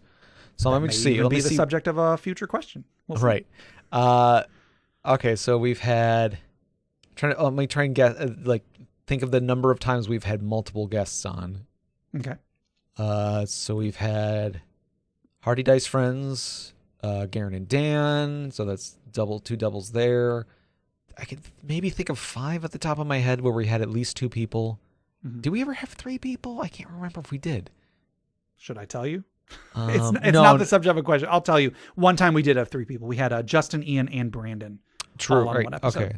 But then Justin only counts once. Yes, even though he was on 4 other times, he only counts the one time. All right, what was the answer to the other one? It was how many? 38? We had 38 episodes with guests. I'm going to go with 40. I'm going to go with 43. I think we had a few times quite a few times where we had multiple people. Okay, is that your final answer? No, hold on. But then we did have Justin on a bunch of times, and then we did have, I think we had Damien on twice at least. I can't remember. I don't know. Ooh, I can't remember. Let's go with 43. Is that your final answer? Yeah, let's do it. 43 is correct. Yes, okay. We had 43 guests. And I'm just now realizing I sent you an outline for this episode, and in that outline I think I mentioned all 43 of them. Oh, okay. So anyway. I vaguely I remember that, but I half thought of that, and it was like that's not the full list though. I didn't think that was the full list, so I didn't even check it. I don't recall. I don't know. Anyway. So next question. Similarly, not counting actual plays, bonus episodes, or our live episode. And the reason that I'm cutting those out is because we did Halloween actual play bonus episodes, that 2 of which are on the feed, and those have a couple people that were not in any other numbered episodes of the show. I also had a bonus episode for my birthday where I had like 20 guests over, and each of them got a little bit of time on the microphone. I didn't include any of those. That would have been too much. And I it's too much for me to expect you to expect you or anybody to remember. Sure. But anyway, so not counting actual plays bonus episodes or our live episode, how many guests have been on more than once? Your options are 1, 2, 3, or 4. It's at least 1. Justin has been on 5 times. Justin's been on 5 times. I want to say Damien's been on at least twice. I feel like there's somebody else too. I'm going to go 3. Is that your final answer? Yeah, that's my final answer. I'm afraid the answer is 4. Okay. Who am I forgetting? Justin, Ian, Damien, and Dave. Still going to wait for. Oh, Dave, right. Oh, yeah. Dang it. That's right. Oh. Oh, sorry, Dave. So, there you go. All right. So now we're going to move into questions about our episodes. So the first of those, so question 9. Which episode of all of our podcast episodes, which episode had the most listens? As of, I guess, maybe not as of this recording, because I made this list like 2 days ago. So as of 2 days ago, the 4 options are episode 1, introductions, which is our very first episode. You would probably expect a lot of people to, and actually, sorry, I'll even say the 4 that I have listed are our 4 highest episodes. Sure. I'm not just picking 3 random episodes and then the correct answer. Any one of these are in the top 4. So, none of these would be a silly answer to give because they're all pretty high. Yeah, yeah. So episode 1, introductions, our first episode, you would probably expect to have a lot of listeners that listen and then taper off. Next one is episode 87, Better Gaming Through Movies. That was the episode that Paulo Quiros guested on. That one's been a popular episode because I've posted about it in various places. And the Film Reroll, which Paulo is from, is a very popular podcast. So, it's understandable that we would get a lot of listeners from that as well. The next option is episode 135, Splitting the Party. That's the episode that our friend Jason Enright guested on. I'm kind of flabbergasted that this is in the top 4. I haven't done anything particular to promote this episode. Maybe Jay did. I don't know. But it's in the top 4. And episode 151, Everyone Should Start Here. That's the episode that whenever, ever since we recorded it, whenever I'm telling someone about the podcast, I say, hey, start with episode 151. That's the episode where we sort of did like a soft reboot. We kind of started over for if anybody is a new listener. Yeah. Also, I got a paid ad on a fairly popular podcast directing people to that episode. So those are the 4 options. Episode 1, episode 87, episode 135, and episode 151. Those are all in the top 4. So which is the top 1? I'm gonna have to go with episode 1 just because that's usually the case with basically any series of anything. Just any YouTube series that I've watched, I watch a lot of Game Grumps. Sure. And I'll sometimes look back on all of their stuff and be want to learn more about just the content creation and things like that. And it is always usually by a good margin first episode of whatever game that series that they're working on is it has way more views. And that's just because people they'll give it a shot, listen, it's not for them. They don't watch the next episode or something like that, Sure. And I think just the way the algorithms work and stuff like that, that's the one I'm going to have to go with. Cause other than that, maybe the Paulo one, but I'm pretty sure it's going to have to be the first episode. Okay. That your final answer? Yeah. You're correct. That is number 1. Yeah. It's actually number 1 by a fairly large margin by, I'll even be honest with the numbers. When I recorded these, episode 1 was at 1,391 listens. And then the others are 1,100 or just below 1,100. The one that Jay guested on is the second. It's the second most popular episode we've ever had. Nice. Episode 135, Splitting Party, with 1144. again, I'm kind of flabbergasted. Like, I have actively promoted the other 3 episodes on this list. And I mean, no more so than any other episode have I promoted that one, but it's the second most listened episode. So Jay, whatever you're doing. Yeah. Keep good job. Thank you. Yeah. So yeah, those are the 4 most popular episode. The next one was actually kind of difficult to do, and I'm not really too happy with how it turned out, but whatever, I'll just go ahead and do it. Number 10, which episode, and this is specifically from episode 200 and below, which episode had the least listens? So instead of the most listens, the least listens. I went with from 200 and below because, like, naturally you would assume whatever the most recent episodes are probably have fewer listens than the others. Yeah. So I was like, I have to make a cutoff somewhere. So I picked 200. So your 4 options are episode 185, a word association. And I don't really have specific information about these episodes because they're not our most popular ones. So I haven't really committed them to memory. So episode 185, a word association. Mm-hmm. Episode 195, dead but not forgotten. Episode 199, games have limits. And episode 200, another year down. Now, similarly, these are the 4 lowest listened episodes from 200 and below. I was hoping that there would be a bit more of a spread instead of all of them being right at the end, because it is just kind of whatever, the ones that are the most recent have fewer listens than the ones before. Mm-hmm. But whatever the case, those are your 4 options: 185, 195, 199, and 200. And it's not like a huge. Is it a huge margin? It's not. There's 28 listens difference between the highest of these 4 and the lowest of these 4. So they're all pretty close. That was pretty close. Again, I'm basing this off the name itself, and I don't know why. In this case, I don't know why that would really make a difference. But I think we're gonna have to go with dead but not forgotten. Okay. 195. Hold on, I'm trying to I'm trying to remember what these episodes are. There's no way I'm gonna remember what these episodes are, but like, I'm gonna be honest. I don't remember anything about these episodes. I guess. Do you want me to go through what questions we answered on those episodes? No, because that'll probably just more confuse me. Yeah, probably.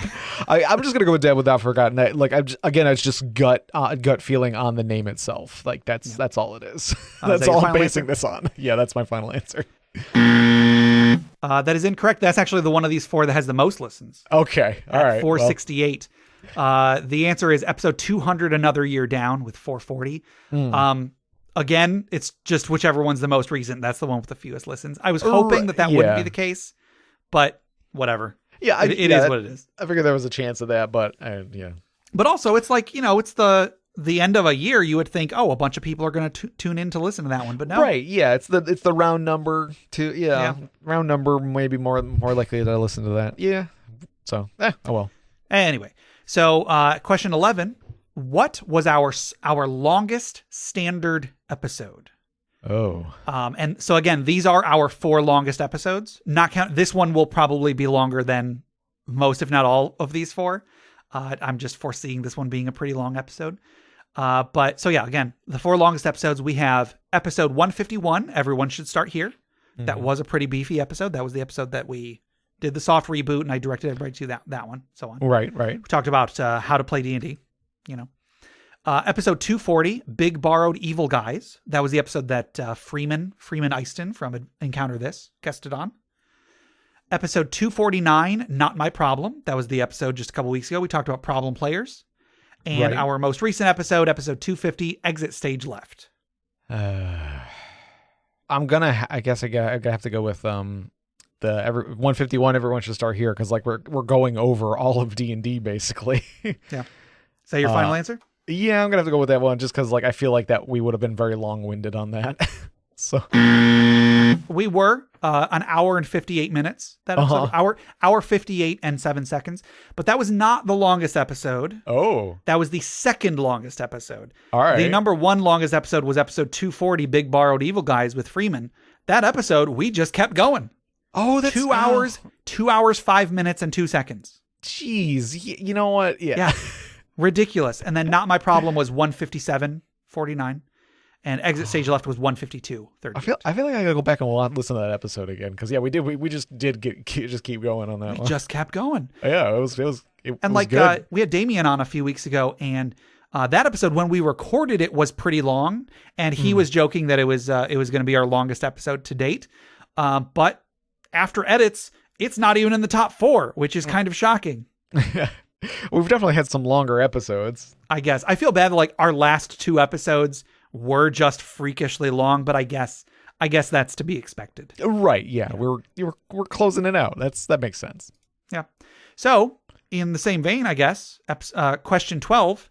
What was our shortest standard episode? We've got episode 25, Establishing a Pantheon. Episode 69, New Worlds Need Players. Thank you, Jeff. Episode 112, The Rogues Gallery. And episode 181, Making the Right Decision. The only one of these that I remember anything noteworthy about was episode 112. That was one of our April Fool's episodes. Can you guess based on the name which April Fool's episode that was? Wait, which one was the April Fool's one? Episode 112, The Rogues Gallery. The Rogues Gallery. I'll just tell you, that was the episode that Lisa and Skylar were on instead of us. Oh, right. Yeah. Oh, yeah, I guess that could probably be a pretty short one. Although it's probably not as short as they they expected it to be. Oh, they expected to like do maybe 5 minutes and then be done. Yeah, but I didn't let that happen. No, I know, like they did really good with it. Like it was great. They did a great job. That was a very fun episode. Crap. My instinct is to go with the earliest one just because like I don't know, like we just had like less. You know what? Yeah, I'm gonna have to go with 25 just because that was before the a funeral pyre.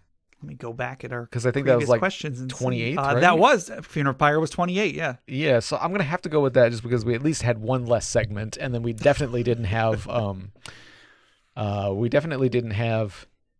Yeah, no, it has to be 25. It has to be. Oh, it has to be apparently. Yeah. Okay. Yeah. Final answer. Yeah. Apparently, it does have to be because that is correct. Yes, yeah, because we don't have the media questions. We don't have the funeral pyre. Like, I mean, that's true, but episode 1 and 2 didn't have funeral pyre or Dragon's Horde, and those were both longer than those. Yeah, but I think it's because I think it's because we were only doing the one segment. We just filled it up with as many questions as we could, kind of thing. You know, so.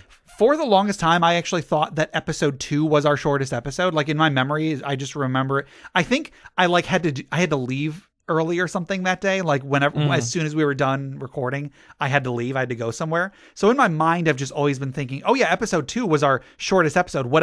However short an episode is, it's not as short as episode 2. Right. But no, episode 2 wasn't even in the top 4 or bottom 4, I guess. So yeah, episode 25 was 49 minutes and 30 seconds. That is the only one that was below 50 minutes. But then episode 69 was 51:27. Episode 181 was 52:13. And episode 112 was 53 minutes. So yeah, with Lisa and Skylar, they expected that to be a short episode. And it was our 4th shortest episode. Yeah, wasn't even our shortest. Yeah. So next up, some more questions, or some more numbers, I guess. A little bit more numbers. How many Patreon bonus episodes did we do? Oh boy. The answers are 35, 36, 45, or 48. Okay. I don't know. Patreon. I can't remember when we started it. Should I tell you? No, because because then I just basically have to count the months. Do you? Well, I guess they're close enough. Yeah, that it's who can say. Who can say? Who can say? Okay, so all right, let me think. Here's the thing, Jeff. I've said this number in several of the recent episodes during the outro. Oh, have you? Because I'm talking about. Oh yeah, you can join the Patreon for $1 and get X number of bonus episodes. Oh, I did. However many hundred. I didn't know you were saying the number. I feel. I think it's just like you can get bonus episodes. I mean, sometimes I probably just anyway. Patreon bonus episodes. How many did we do? I don't know. Gabe, how many? 45. 45, is that your final answer? 45, yeah, 45. 45 is correct. Yay! Yeah, Okay. we started after our first year, so in January of our second year. Yeah. We would have done it for 4 years, which would be 48. However, 3 months ago, my work sucked, so 3 of those got cut off. Right. Yes. Okay, my instinct was right then. Okay, cool. I was like, good job. You're doing very good so far, Jeff. Yeah, I'm surprised. So speaking of our Patreon bonus episodes, which of the following was not a Patreon bonus episode topic? Ooh. So 3 of these are bonus episode topics. 1 of them is not. The 4 options are video game movie adaptations, junk food memories, Blueberry Reaper hot sauce, and dogs. Dogs with an exclamation point, I should mention. It's A. I'm pretty sure. Pretty confident on this one because I know we did the Reaper sauce thing. Although I guess is that the topic? Does that count as the topic? We did it. I know we did a Reaper hot sauce episode. I don't remember if that was the topic though. Is that? I mean, I'm not trying to fool you with any of these answers. All right. So it's not probably. a trick. It's not a trick answer. If that's an episode we did, then yes, that's the topic. All right, we definitely did one on dogs. We had to have because Lisa exists. She was on that episode, if I'm not mistaken. Yeah, and then the junk food memories one, I know for sure we did. And so, like in the video game movie adaptations, we did a bunch of video game ones, but we never did a movie adaptation one. And now I kind of think we should. But anyway, that is correct. You got it right. I was kind of having fun thinking of like what's something that we would have done an episode on, but we didn't. Right, because we've done plenty of movie. What we did several did movie ones and several did video game ones. Yeah. So, yeah, that definitely could have happened. Yeah, but, I remember I set aside some of the Patreon funds for a budget to buy some junk food because we bought we got some of our favorite junk food, some of our favorite candy, and talked about it on an episode. Yeah. All right. So episode. I keep saying episode. Question 15. How many numbered questions have we covered on the show? Numbered. Well, just, how many, because each of our episodes has, we cover this question. And then I've kept a running list of all of the questions. Oh, sure. Anything that's been like a formal question on the show, not social media questions, just, Okay. All right. So the options are 550, 593, 626, or 710. Okay. So there's been episodes where we've only answered like one question. Yeah. But then there's other times where we've answered like 50 questions. Something like that, yeah. Yeah. Or like we've attempted to. Or like we've done like the lightning round stuff, like the end of the year lightning round things. That is correct. So let's like the usual average of questions would be like somewhere between like 1 and 3. But then that's not including the times that we've done like 50. Correct. So I feel like it's 626. Okay. Is that your final answer? Yeah, I'm going to go with that one. That is correct. Yes. I know I did mention when we reached the 500 question milestone. I meant to when we reached the 600 question milestone, but I completely forgot. So we didn't. Oh, well. Yeah, 626. That's a lot of questions. Yeah. Answered. Yeah. So that's 100 questions, over 100 questions a year. Yeah. No big deal. Right. So next up, from which platform did most of our questions come? Ooh. And so again, these are the top 4. So the top 4 we have Discord, email, Facebook, or Reddit. I mean, we don't really have that's more of a thing for the next question, but like we don't really have I think the only other platforms are like Paizo and guest, maybe like if a guest brought in their own question, I don't know. So yeah, Discord, email, Facebook, or Reddit. Which one has the most questions come from it? It's got to be either Discord or email. I'm probably going to go with email, but I don't think it can't be Facebook because I know like our Facebook that like we even with our social media questions and stuff like that, like it's usually like not many on Facebook. That was I feel like I will neither confirm nor deny whether you are correct. We could probably put that on a t-shirt. There's some truth to what you're saying. So, Reddit, I doubt it. It can't be Reddit, and I know we did get like a handful from Reddit from time to time, but Not many. It's probably going to have to be email, just because that's been like basically the go-to one for the longest time. Okay. Although Discord, like, it picked up pretty good. Like, I don't know. We got a lot of It's people in the top on 4. Discord. Yeah. You know. I again, this is more just kind of like the going with episode 1 for the most amount of views. It's got to be the email one, because I feel like that's the one that's been around the longest. So Okay. I'm gonna go with email. Final answer? Yeah, final answer. That is incorrect. Oh, the answer is actually Reddit. Is it Now, really? It is. So I don't know how much I've actually brought this up on the show. I'll give a little bit of, behind the scenes stuff on this one. So the goal from the beginning was that all of our questions would be just spontaneously submitted by listeners. People would listen, and then they would send us an email, or they would send me a message or whatever and submit a question. That was actually very difficult. It took a very long time before we got any kind of sustainable questions submitted to us without solicitation. For a while at the beginning, what I would do on Reddit is I would just go and I would make a post on r/D&D, r/RPG, whatever. And I would say, hey, I have a podcast. Here's what we do.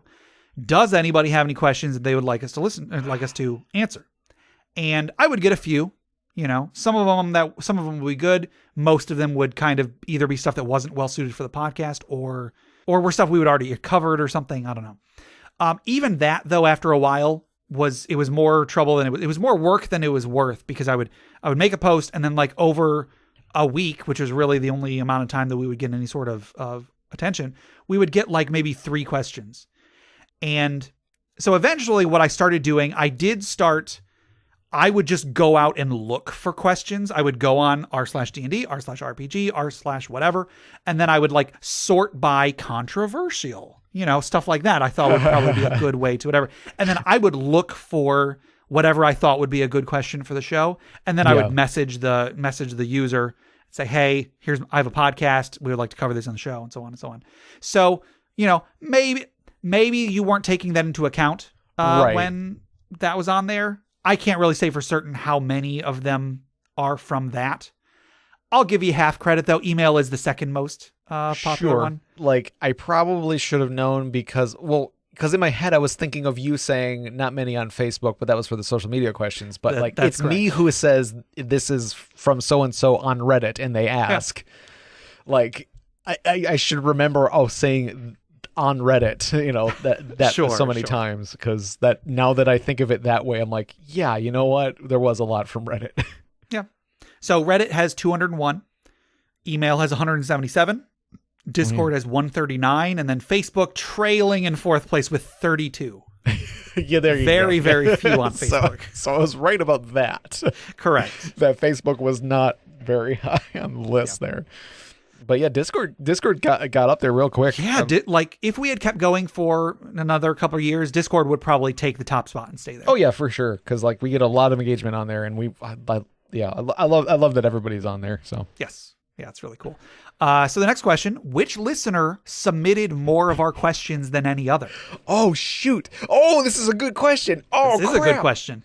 And I have myself as an option. It's not actually an option. You can't choose me. I just, once you have chosen an answer, I'll tell you where I fit in. Okay. Compared to, because I sometimes bring in questions. I was okay. Go ahead. List them off. So the options are Dustin. Nicholas P. Fingers Fate. And the Beverage Tea. And once again, these are the top 4. Ooh, this is really tough. Tough. And I'll even tell you this: the top 2 are only 1 apart. And then the top 2 are 1 apart, and the 3rd and 4th are the same number. Jeez, this is an interesting phenomenon. Oh my god! All right, so here, okay, so I know Dustin has submitted a lot of stuff, but they aren't always questions. I feel like he's mostly submitted like items. That's a good point. Yeah, and so like, which he's done a lot, and they were all great. I love them. Yep. But Nicholas P.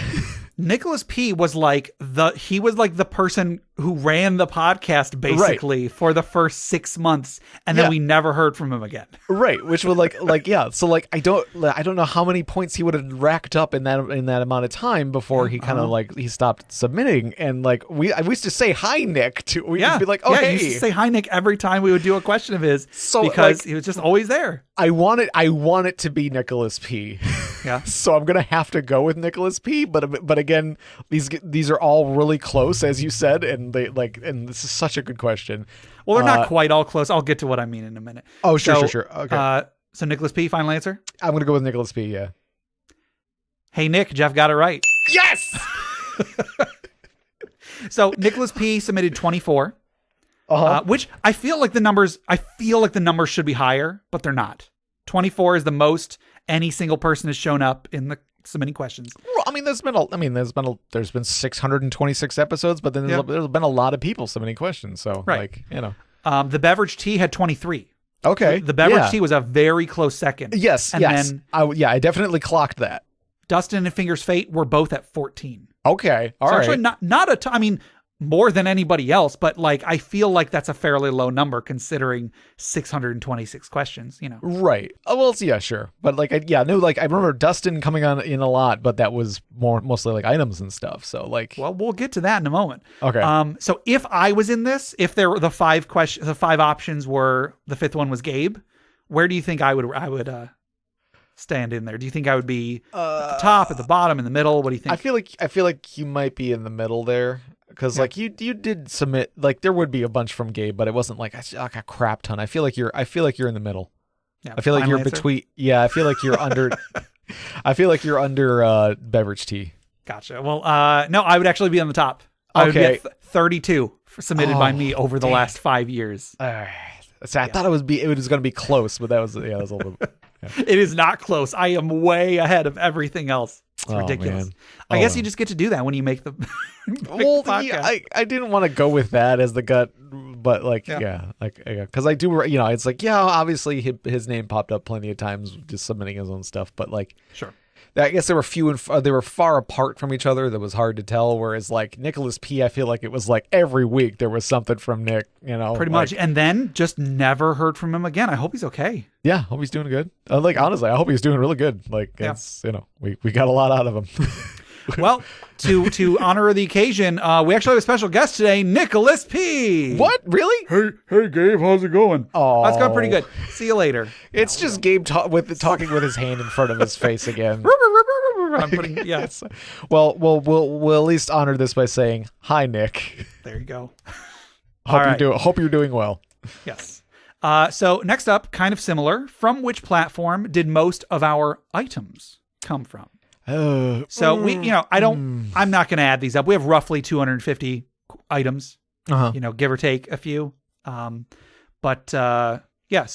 the four options, again, these are the top 4. So the 4 that have gotten the most, and I guess they're actually the same because I don't think we got any from Paizo or Guest. I don't know, whatever. So the top 4 are Discord, email, Facebook, and Reddit.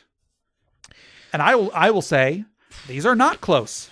Oh, okay. I think I might have to go with Discord on this one because there's always been a lot of back and forth discussion. Mm-hmm. I feel like once people start getting ideas and they start building off of each other on the Discord, it's a lot easier. I should probably mention items that have been used on the show. Oh, sure. Because we've gotten submissions. We got a ton of item submissions. We can only have one. We only have one item an episode. That's true. We've gotten a lot that didn't end up on the show. I'm only counting the ones that did end up on the show. Then maybe email. Maybe I'll go with email on that one. Okay. I don't know. It's probably Reddit again. Dang it. All right, go with email. Is that your final answer? Yeah. Email's correct. Okay. 106 from email, 63 from Discord, 18 from Facebook, 12 from Reddit. Okay. Yeah, I knew close. I knew Reddit was low for this one, but but at the same time I was like, it stung from the last one. Okay, well, so here's another question. Which listener submitted more of our items than anybody else? Ooh, and again, top 4, Dustin, Sean M, Avinshill, Justin from Crit Academy. I want to say it's Dustin, and that's my gut answer, but I might. It's possible I'm wrong because this. Okay, again, we've been going for 5 years, so that's true.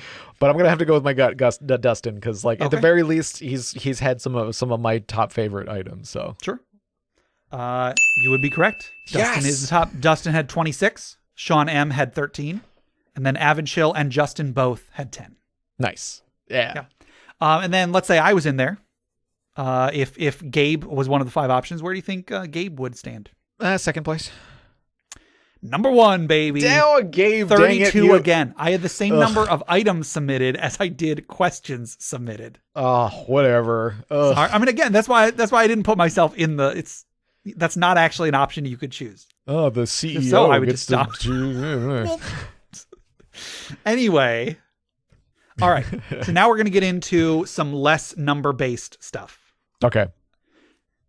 What is the name of our intro, outro music track? Is it Nameless the Hacker's RPG? Uh-huh. Boxcat from Inspiration Games? Inspiration by Boxcat Games? Or Hackers from the Boxcat RPG? I have said most of this for 250 episodes. And I stopped saying the name of the track at some point because we started using, because the Dragon's Horde music, I eventually started including that, and that's also from the same album, but it's not the same track. Okay, the name of the track then it has to be is if you stop saying it recently, more recently. Yeah. I think I would have gotten to it just because I know it's in our music is by Boxcat Games from Nameless the Hacker's RPG. And so it's got to be Inspiration has to be the name of the track itself. So Inspiration by Boxcat Games. That's correct. Yes. Okay. Yeah, maybe I gave away too information, but I would have worked it out because I know I have that burned in my head because that is the line I am waiting for before I say the outro. Sure. That I am trying to feverishly come up with on the spot. Sure. I found that music when we first started the podcast. I don't think we had recorded yet. I was just looking for royalty-free music, and I eventually came across on a website there was this, Hackers RPG soundtrack or whatever, and I don't think I had to because the music itself is royalty-free or open source or whatever the term is. But I did email the creators, and I was like, hey, I'm going to be starting a podcast soon. Can I use some of your music for my podcast? And they even told me you didn't need to ask, but yes. So I did. I mean, that's it. I feel like that's a nice enough thing to ask, and especially if we're going to be using it as our intro outro music. It's not even just we're just going to play a clip here and there or whatever. It's no, every episode, every beginning and end of every episode, we have this music. Sure. So I feel like that's a fair thing to actually credit them on. Yeah. And so the track that I did use, which I think is track 7 on the album, is called Inspiration, and that's the one that we use for our intro and outro music. Mm-hmm. That almost wasn't the music we used. I almost used a track that I think is called The Mountain Shop or something like that. The music that we used for the patron backstories, which should be earlier in this episode. That music is actually what I almost used for the music for this podcast. Oh. But at the last minute, I decided to change it, and I'm very happy that I did because I love the music that we do use. And then I think the music that I use for the Dragon's Horde, which is again from the same soundtrack, I think is called Caves or something. Oh, sure. I think it's just called Caves. And then there's a game I played that's on the Switch, the Nintendo Switch eShop, that used music from the same soundtrack. I downloaded the demo once and I was playing. I was like, this music sounds really familiar, and it's not one of the tracks we used, but again, it's on the same soundtrack. So sure, maybe if I bought the whole game, maybe our podcast theme music is in there somewhere. It's it's the boss music or something silly, right? I don't know why that would be the boss music, but I don't know. But I'm super thankful to Boxcat Games for letting. I mean, again, they didn't have to let us. But whatever. I'm thankful to them for creating the music, and maybe I should send them a gift or something. I don't know. So that was that question. Next up, I keep wanting to say episode. Question 21. Which of the following was not the title of an April Fool's episode? Option A is Feel You Make That Does How. Scratch, Spectacle, and Sandwiches. Uh-huh. The Rogues Gallery. and Open Market. I kind of gave one of these away earlier. Well, Rogues Gallery, that's Skylar and Lisa. Feel You Make does that does how. That's our reversed episode. I feel like Open Market is the name of our ads episode, so it's going to be Scratch, Spectacle, and Sandwiches. Is that your final answer? Yeah, that's it. No, that actually was our Dinner Party Conflict episode. Was it? Okay, I thought you were trying to trick me on that one. I was trying to trick you with Feel You Make That Does How, because the actual episode was called How Does That Make You Feel? Oh, and then what? I put on the Patreon. So this one was kind of a little bit of a trick. Sorry. Okay, Jeff. all right. I put on the Patreon a version of that episode that's actually in correct order, and I titled that one "Feel You Make That Does How" because I took the forwards name and then reversed it. Anyway. All right. So all right. I apologize. All right. That does feel a bit scummy. No, it's not scummy. That's trick questions aren't scummy. It's fun. But no. So the Dinner Party Conflict episode, it wasn't called Dinner Party Conflict. The podcast was called Dinner Party Conflict. Yeah, but and it was episode 122 or whatever. Scratch, Spectacle, and Sandwiches. I saw Sandwiches, like, okay, that's got to be the Dinner Party Conflict one, but I'm confident about. I was more confident about the other ones, but I guess I was off. I guess I fell for the trick. You did. So the next question is. Sorry, I'm making a note of which ones you've gotten wrong. Oh, geez. I for myself, I'm curious how many at the end you will have gotten right or wrong. Okay. Which of the following is not the name of a ding that has been used on the show? So for listeners, a ding started out as I would play the ding whenever we would say inter-party conflict, but then we didn't. There you go. We didn't really say inter-party conflict very often, but there started being other things that we would mention a lot. So like Age of Worms, I made. There you go. Age of Worms ding is one of the files I have on my computer. And so that's what I would play. Chris Ding is another one. So I have a number of these quote unquote dings, which are just like things that I would play that maybe I thought we would use a lot. And then in most cases we ended up using fairly little, like we only used a couple times. Yeah. Here, I have 4 listed here. 3 of them are dings that I have on my computer that I have used on the podcast at least once. I'm going to say even at least twice. Okay. But one of them is not. One of them I made up whole hog. So the options are arcade ding, ding but spooky, ding reverse, and complete ding meltdown. I know for sure complete ding meltdown and arcade ding are a thing. Okay. Because it's like, well, is arcade ding a thing? Oh crap! Because I just realized if you haven't like actually listened to the episode after they've been recorded, you may actually not even know what any of these are. I mean, I guess you know complete ding meltdown is a thing. I know complete ding meltdown. I feel like I confirm nor deny. I feel like I know arcade ding is a thing because I can hear like it's sort of like you either put in like a Pac-Man noise or like a coin drop noise or both. I don't know, but maybe I'm just way off on that. I might just be thinking something. And then I think ding reverse might be I feel like that's. I'm gonna have to go with ding but spooky. Okay, is that your final answer? Yeah, spooky ding. I don't know if we had a spooky ding. That's correct. I think we had spooky dings, but not a ding titled ding but spooky. Ding but spooky. Okay. So yeah, arcade ding I think was it was a like Pac-Man dying. I think. Yeah, it was like it was like yeah. Ding reverse was there were a couple times where like we did say inter-party conflict, but then we realized right afterwards that it was an improper use of the term or something. Oh right. So I reversed it. So I took that ding back. And then yes, appropriately, complete ding meltdown is I put all of the dings we had at that time in the show. And then threw them all together. I'll throw them all in right here for listeners. Oh, God. Here's the arcade ding. We didn't have a ding but spooky, but I'll come up with one and put it here. Here's ding reverse. Oh. And then here, Jeff is reacting as if he's hearing them, but he's not. And then here we go, complete ding meltdown. Gobble, gobble, gobble.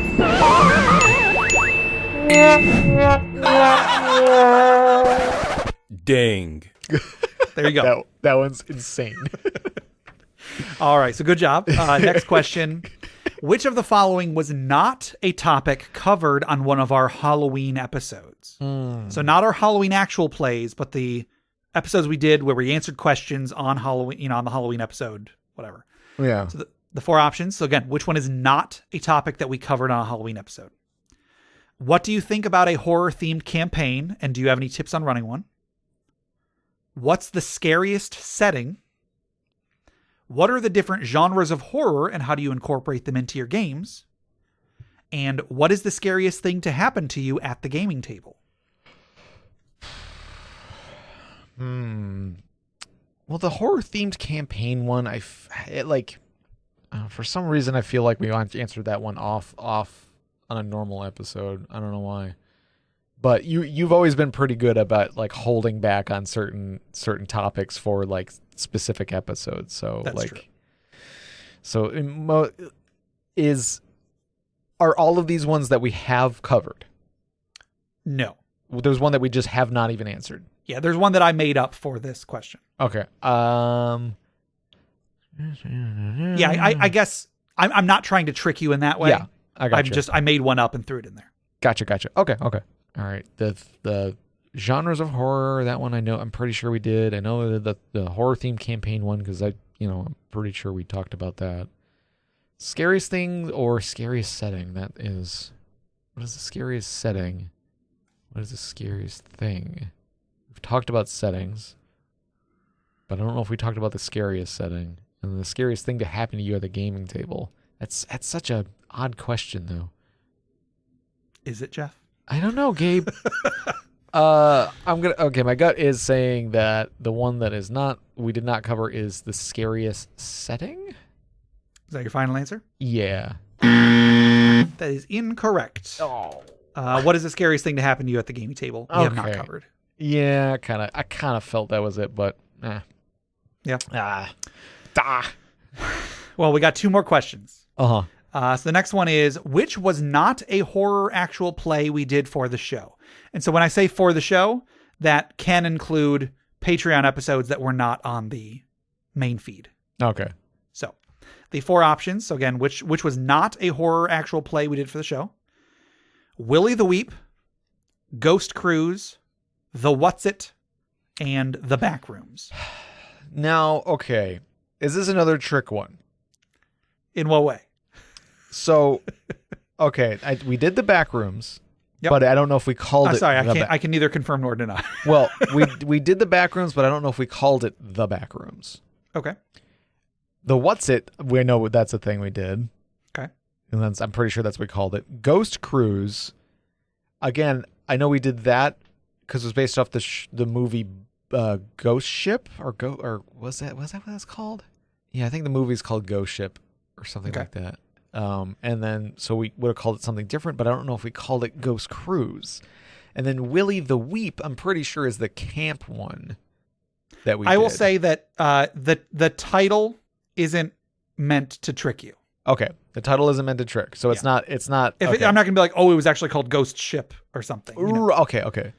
So like, yeah, we definitely. It's got to be Willy the Weep then, I guess, because like, I feel like I thought that was the camping one because that was like, that was the one where my character like dad was a lawyer or something or was rich, so he had a bunch of lawyers, so he like got like. I don't know, like he was able to like help write the resolution with the teen slasher was you just got him medical care. Right, yeah, the proper care. Like he's obviously you got him therapy. Yeah, like come on. So was it Willy the Weep? Because I feel like it was. Because I feel like it was there was a theme of his that he was crying, or no, where is he like burnt or something? Ooh, Willy the Weep, because maybe he was burnt instead. No, because he was. Oh, Gabe, I don't know. It has to be that one because we did the Backrooms, we did the What's It, Ghost Cruise, we did a Ghost Cruise thing. So it's got to be the Willy the Weep one. So I must be misremembering something. So Willy the Weep. Final answer. Yeah, that's correct. We did do Willy the Weep, but it wasn't for the show. Oh, that was just us just playing for fun. Was that? Oh, shoot. Yeah. Did we record that though? We did not. We didn't record that? No, Ghost Cruise was the first one that we recorded. Oh, wow. Okay, In so fact, yeah, it was hard for me to come up with, like, what do I call this one? We didn't actually do it for the show. It was just a game that I ran. What do I call it? Because the camp was called Camp Mousetail Landing. Uh-huh. But, like, that's not a good, that's not an evocative name. I wouldn't title something that. So Willie the Weep was the villain, though. Yeah. Okay. All right. Yeah. And yeah, he was burned in a mine fire, and to the point where his face was disfigured, and his tear ducts were just constantly streaming liquid down his face. Oh, but yeah, we got based on an urban legend that I heard at an actual camp that I went to. Oh, okay. Was that connected to Centralia at all, or? No. Well, no. I don't think. Maybe I drew a little bit of inspiration, but I think I don't think so. I don't think I brought Centralia in mind. There's been other mine fires, Right, yeah. I think specifically, I think it was an explosion rather than a fire. There's been other mine fires. Right. Anyway, but good job on that one.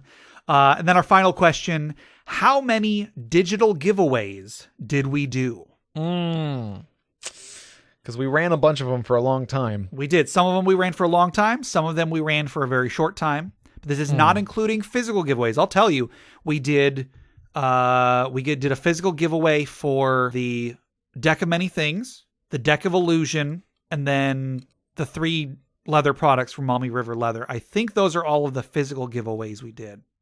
But this isn't about the physical giveaways. This is about digital giveaways. Yeah.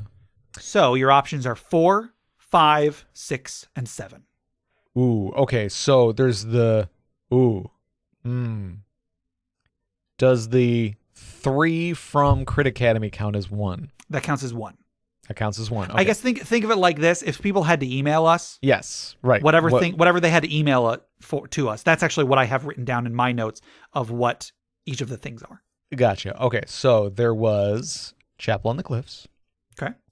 There was the first Crit Academy book. I think there was this. I think we did the second one as well. Okay. And then there was the Strahd one. Okay. And then there was the 3 things from Crit Academy, and then there was the excerpt from the Strahd one. I'm going to count that as separate, I'm assuming. Did we have people send in a specific thing? Yeah, separate. They sent, like, we had them say a separate thing for that one. Okay. And I don't know if I can remember any other ones. Yeah, there was definitely the 2 Crit Academy ones, and then there was 3 ones from Crit Academy. Okay. Goblin Stone. Did we do a second Goblin Stone one? Ooh, crap. It's either 6 or 7.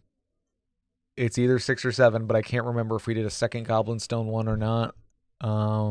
Crap, there might be one I'm missing, but I think. All right, let me go over it again. Okay. Chapel on the Cliffs was with the Goblin Stone one. If there was only one Goblin Stone one, I think that was it. And then I'm pretty sure we went on to the first Crit Academy book, which we gave away for a while.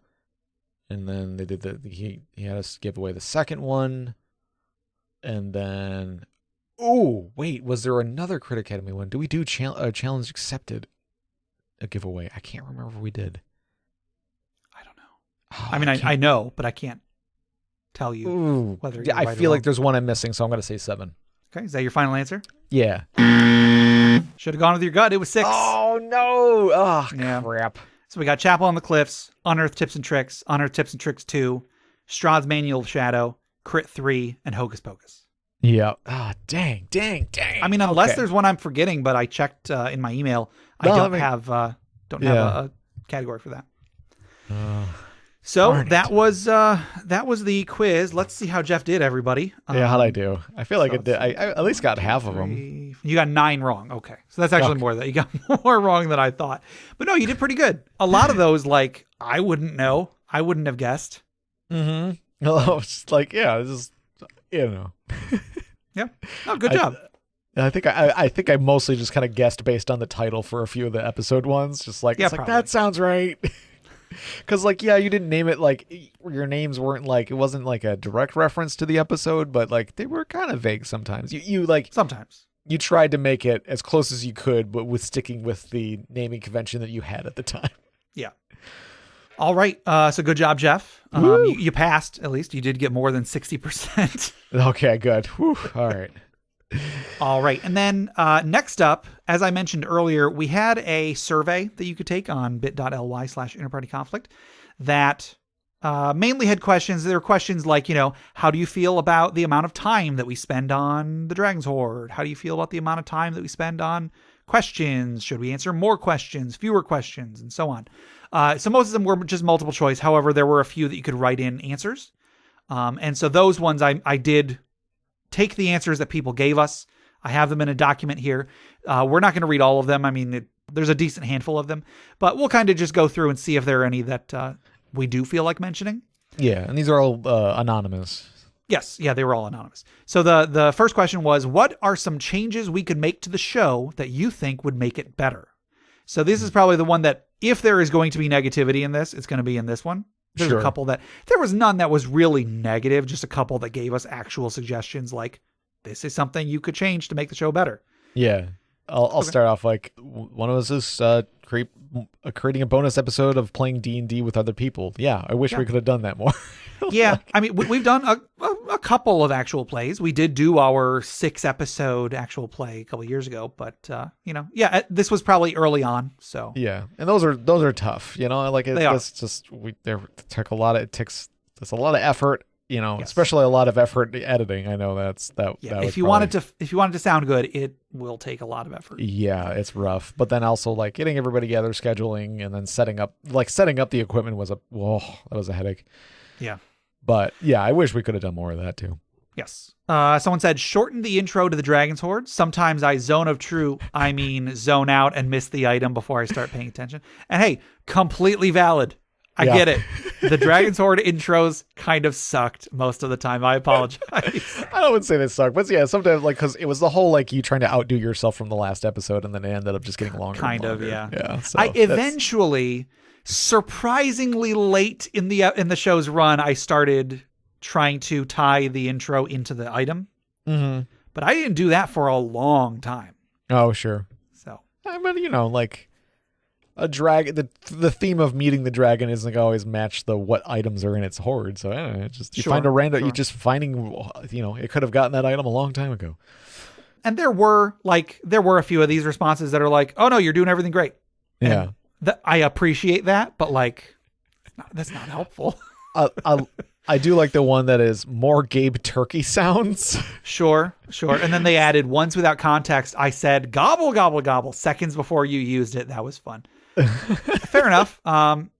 Maybe I'll scatter some of those throughout this episode. Maybe not. Yeah.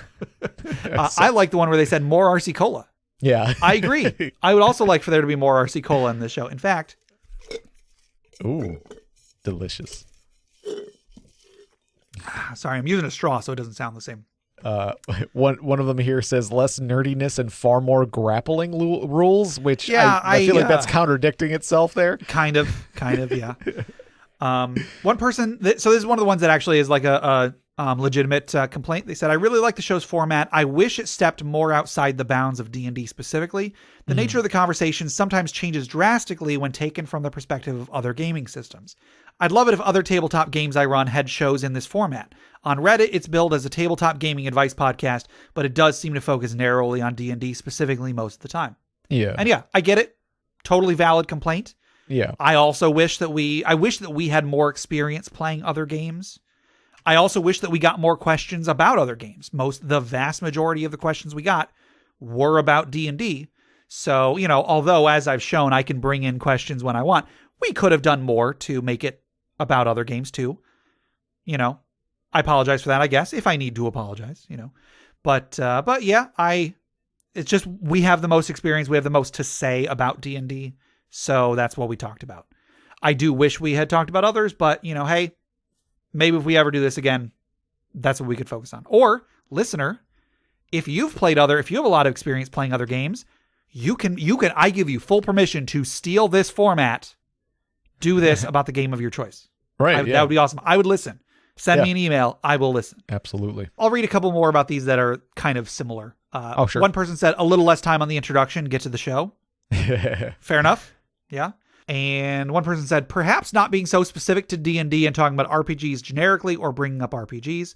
Also, more funeral pyre stories. The segment is so short and it's my favorite part.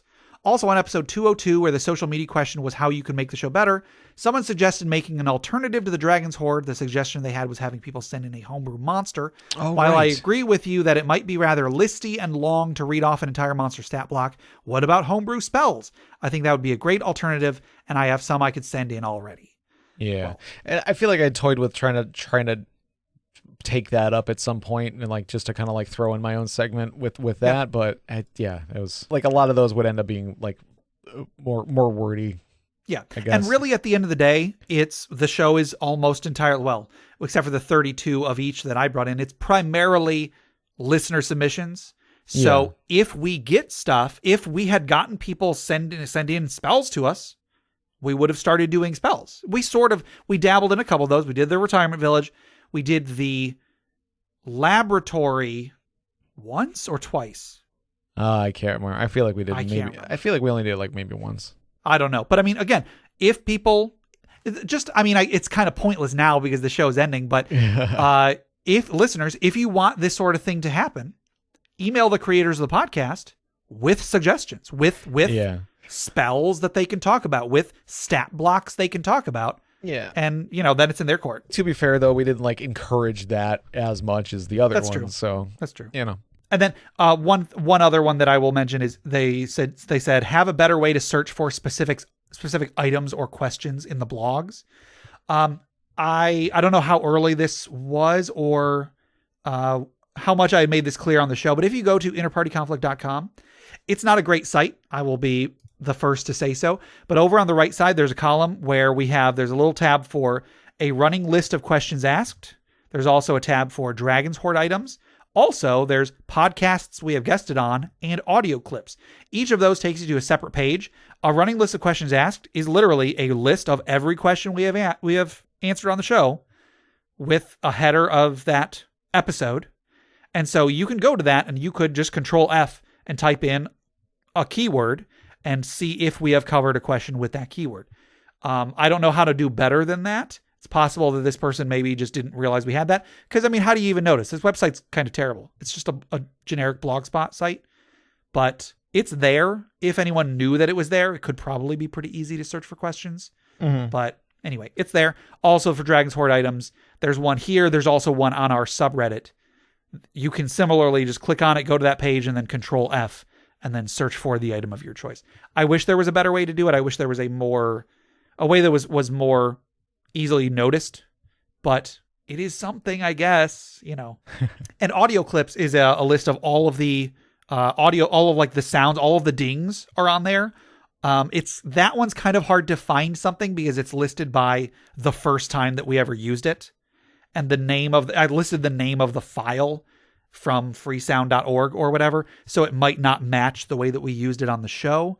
So that one's probably a little hard to find. But if you want to use the ding sound in your own show or whatever, it's on there. If you want to use the arcade ding, it's on there. If you want to use I'm not sure if the complete ding meltdown is on there because it is a collection of other stuff, but all of the sound effects that we've used on the show are on there somewhere.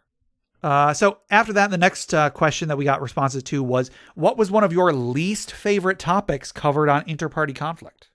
And quite a few of these are, I don't have one, or can't say I have a least favorite, or never listened before, so no opinion. All right, whatever. But we did have a few that are things worth mentioning, I guess. Right, yeah. Jeff, do you want to start? This is what, least favorite, right? Yeah. Yeah, somebody is trying to get a rise out of me, and it worked. Using Warforged was one of the answers. Yeah. How dare? I don't know. How dare? Was it you, Gabe, or was it you? Okay. I like Warforged, Jeff. I would probably say, I think I've said that they are my favorite race. I just don't like how people use Warforged. Sure. Okay. All right. Fine. So now we have a better idea of why the show is ending. Kidding. See, that argument that we had on episode 22 or whatever the first April Fool's episode, that was actually a real argument from the future. And that's why the show's ending. One One person said, I generally don't enjoy the ones about problem players or contrarian DMs as much. I've been blessed with a really good and cohesive group of friends and players, so I don't get much from the real world conflict episodes. That said, I recognize their importance, and I don't think you should take them out or shy away from those topics. I think that's a good response. It's not super helpful because it's not really telling us what we should or shouldn't do, but it gives a perspective that I may never have thought about. Oh, some people have never dealt with problem players, so they aren't necessarily going to get anything out of the episodes that talk about that. Right, yeah. So, another one that someone gave that is fair is if you had to make yourself as a third level D&D PC, that's a topic we've covered before, their criticism was so few options in the grand scheme of things. Fair enough, I guess. I think we probably just, what options do you have as a third level PC? I just don't think we really tried to do anything outlandish. We kind of just went with whatever the basic options are, I guess. Yeah. That's pretty much it. There were a couple others that they do mention specific topics. However, it's just listing a topic. It's not really anything to do with THAC0. Anything to do with THAC0. Yeah, that's a pretty good one. Yeah. So next up, what was one of your favorite topics covered on Interparty Conflict? Similar to the social media question that we talked about earlier. Some people had some, various responses to that. With somebody who called out called shots. Sure. Called shots. Yeah. We've had some good discussion about called shots in the past. Yep. Role play versus role play. Yeah. Yeah. There's one listed here twice. And there's I'll bleep this out, but go ahead and say it. And it's no, you can't spring attack a f***. There you go. Yeah, I'm very happy that we covered that on the podcast at some point. Yeah. It's Yeah. A couple of people said like horror or mystery games, when we've talked about those. I think somebody said they love our Halloween themed episodes. Thank you, whoever that was. I put a lot of work into those. Was it establishing a pantheon? I can't even quite establishing remember a pantheon. That one. That was a pretty early. I think that was one of our shortest episodes, actually. I really enjoy discussions involving gameplay mechanics or rules that could be interpreted in several different ways, depending on the person's perspective. Also, whenever Jeff and Gabe did their impression of Squirtle the turtle. I see skies are blue, clouds are white. I eat them food pellets in one big old bite, and I think to myself, that's a good food pellet. Yeah, that was for anybody who maybe didn't, because that was a long time ago. Last time we mentioned Squirrel. Oh God. My wife had a red-eared slider turtle for a while. Named Squirtle. So, and that was his singing voice. Yeah. He loved them food pellets. I'd given him the voice of Louis Armstrong. Yes. Yeah. Yeah. Oh. I could just read more of these, but it's just people saying, "Hey, I liked when you talked about that thing." Right. Yeah. Yeah. So.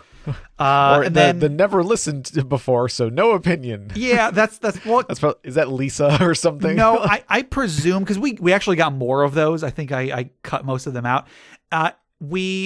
This was originally from when we had Amabel Holland from Hollandspiel Games, hollandspiel.com. We did an interview a long time ago, and then this episode was a response to that.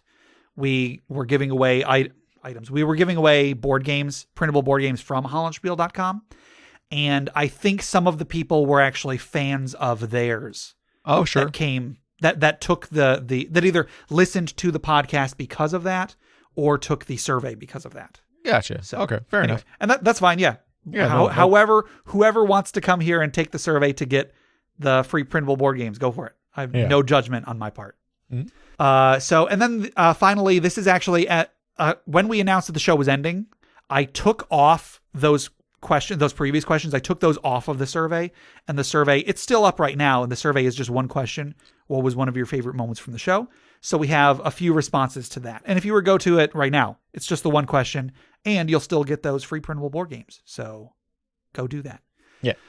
And a couple of these, it's actually kind of obvious to me who the person is for various reasons. The first one, on episode 145, I, a.k.a. Finn, a.k.a. Potato Plunderer, he put his name, I was featured in every single segment on the podcast. It was fun to hear you guys answer the questions and laugh at my very cool name, because I do love the name Potato Plunderer. Yeah, that's great. That is great. And then being a guest on episode 222 was amazing. Thank you for the opportunity to talk about this wonderful game we adore. Thank you, Finn, for listening. Yes. Thank you. The next one is hearing the frustration and disappointment when you covered grappling. I could hear the sneer in your voice as you said my name. Thanks for the great podcast. I assume that is Carl. Carl. The next person said, dinner party conflict. I went from confusion to frustration to appreciation and enjoyment in a matter of minutes. Again, I love our April Fool's episodes. I had at least 3 people message me when we did our backwards episode. Like, did something go wrong when uploading the episode, Gabe? Right. Yeah. What happened? And then like 40 minutes later, this episode is stupid. or some, I don't think anybody said exactly that, but right, yeah. When they finally got the joke. Yeah, like they figured it out and they're like, oh, I hate you. Like, yeah. So, the last one is the good put into the world through Jeff and Gabe's joy of D&D. There you go. Oh, that is also my favorite moment, if I can say. Yeah. No, I think we put some good stuff out there. Yeah.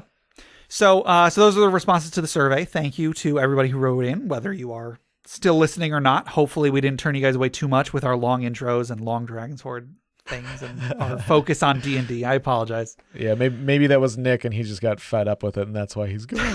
Oh no. Just got tired. Yeah, maybe. All right. So next up, I reached out to all of our guests, all of the guests that have been on the show. Not all of them have responded, and hey, that's fine. Some of them are easier to get a hold of than others, but a bunch of them did. A whole lot of them did respond and did send in audio for us to include in this episode. So we'll go through them each individually. So I did want to plug all of our guests, whether they sent in a response or not. Yeah. But I do just want to start off and just say thank you very much to everybody who has been a guest on the show. I have loved every single one of our guest episodes. Have been so much fun. It has always been a delight.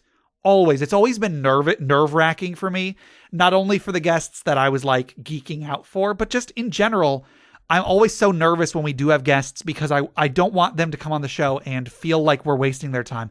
I don't want listeners to I don't know. I want them to have a good time. I just want them to have a good time. Yeah. Like I as far as I know, all of our guests enjoyed it.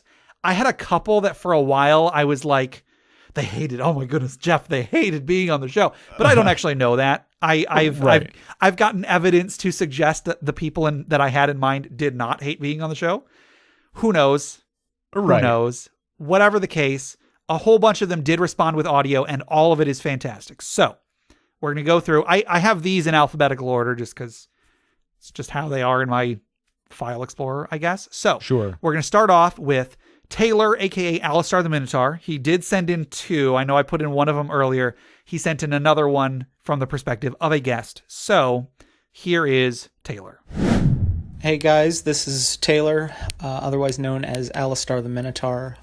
I just wanted to say thank you to the Interparty family, and more importantly, a thank you to the ruggedly handsome and extremely intelligent Gabe and Jeff. You guys were the lifeblood of this entire podcast. It's been a great ride, and while I'm sad to see it go, I'm excited to see what happens going forward with the community. Everybody take care and keep in touch. Gobble, gobble, gobble. I don't think Taylor had anything to plug. I think when he was on, his send-off was just go get vaccinated. And so in that case, listeners, if you're not vaccinated, please go get vaccinated. If you can get a booster shot, go get a booster shot. Yeah. And if you can be wearing a mask, wear a mask, please. Yeah. We would love to get out of this, or at least get to some degree of normalcy. And the more people just comply, just do what needs to be done for your fellow man, and we'll get through this in some form, please. Yeah. Next up, we have some audio from a good friend of ours, Chris. The Chris sent in an audio file. So take it away, Chris. Hey, Gabe. Hey, Jeff. How you guys doing? Well, this is Chris. I'm pretty sure you all know about that. I just wanted to wish you guys well, and I am kind of sad to see the show go. I think it was awesome. It gave a lot of great tips. I still think it still has a place, but hey, you guys know best. So, that's all I really wanted to say. I also left you guys a little something in the Dragon's Hoard. I hope you guys appreciate it. Have a great one.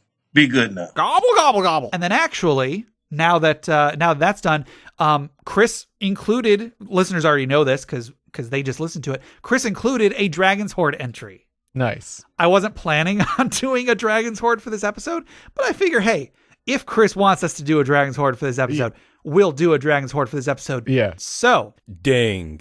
Today's Dragon's Hoard was submitted by Chris via email. I guess I didn't include that in the quiz earlier.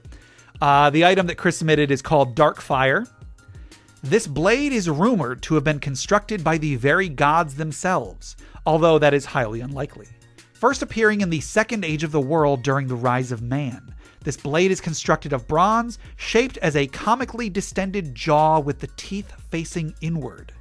The hilt features a huge, crudely set gemstone that appears to be a type of quartz that glows red during the day and blue at night.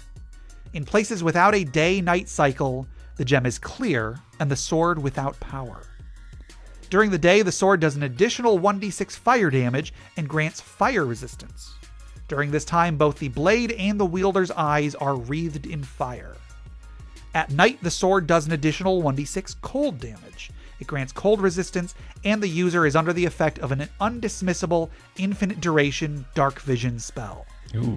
The type of sword that Darkfire isn't determinable from the legends, as it has been recorded as a multitude of different sword types, seeming to randomly change whenever it is found. So there you go. That is the item. I think it's cool. We'll keep this one quick. Don't worry, listeners. I think this is cool. I like how it looks like a jawbone. Kind of calls into memory. So from the Bible, there is a part where Samson killed a whole bunch of men with the jawbone of a donkey. Yeah. In the TV show Supernatural, which I recently watched all of. I say recently, but I think it was over a year ago. There is a fairly long story arc that involves a weapon called the First Blade, which is supposedly the weapon that, again, biblically was used to commit the first murder. And it is similarly the jawbone of a donkey. And that's it. That's the blade. It's the jawbone of a donkey, and it's just this super deadly weapon.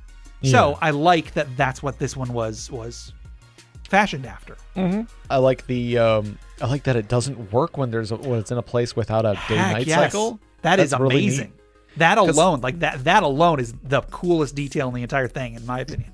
Yeah, I think it's really neat. And because I feel like there maybe are some items that are only works on the plane of whatever, or might only work on the material plane, or if it's if it's off of its normal plane, then it doesn't work, or something along those lines maybe. But like specifically, if there's not a day-night cycle, I'm sure several planes don't have a day-night cycle, and some of them do. The astral plane, I'm pretty sure. Right, but I think maybe I'm sure there's at least a handful that still do though. So yeah, some form, it's really cool. Form of day night. Yeah, and I love how it does different things depending on whether it's day or night. That's a cool detail. I don't know for sure if I've seen in any other items.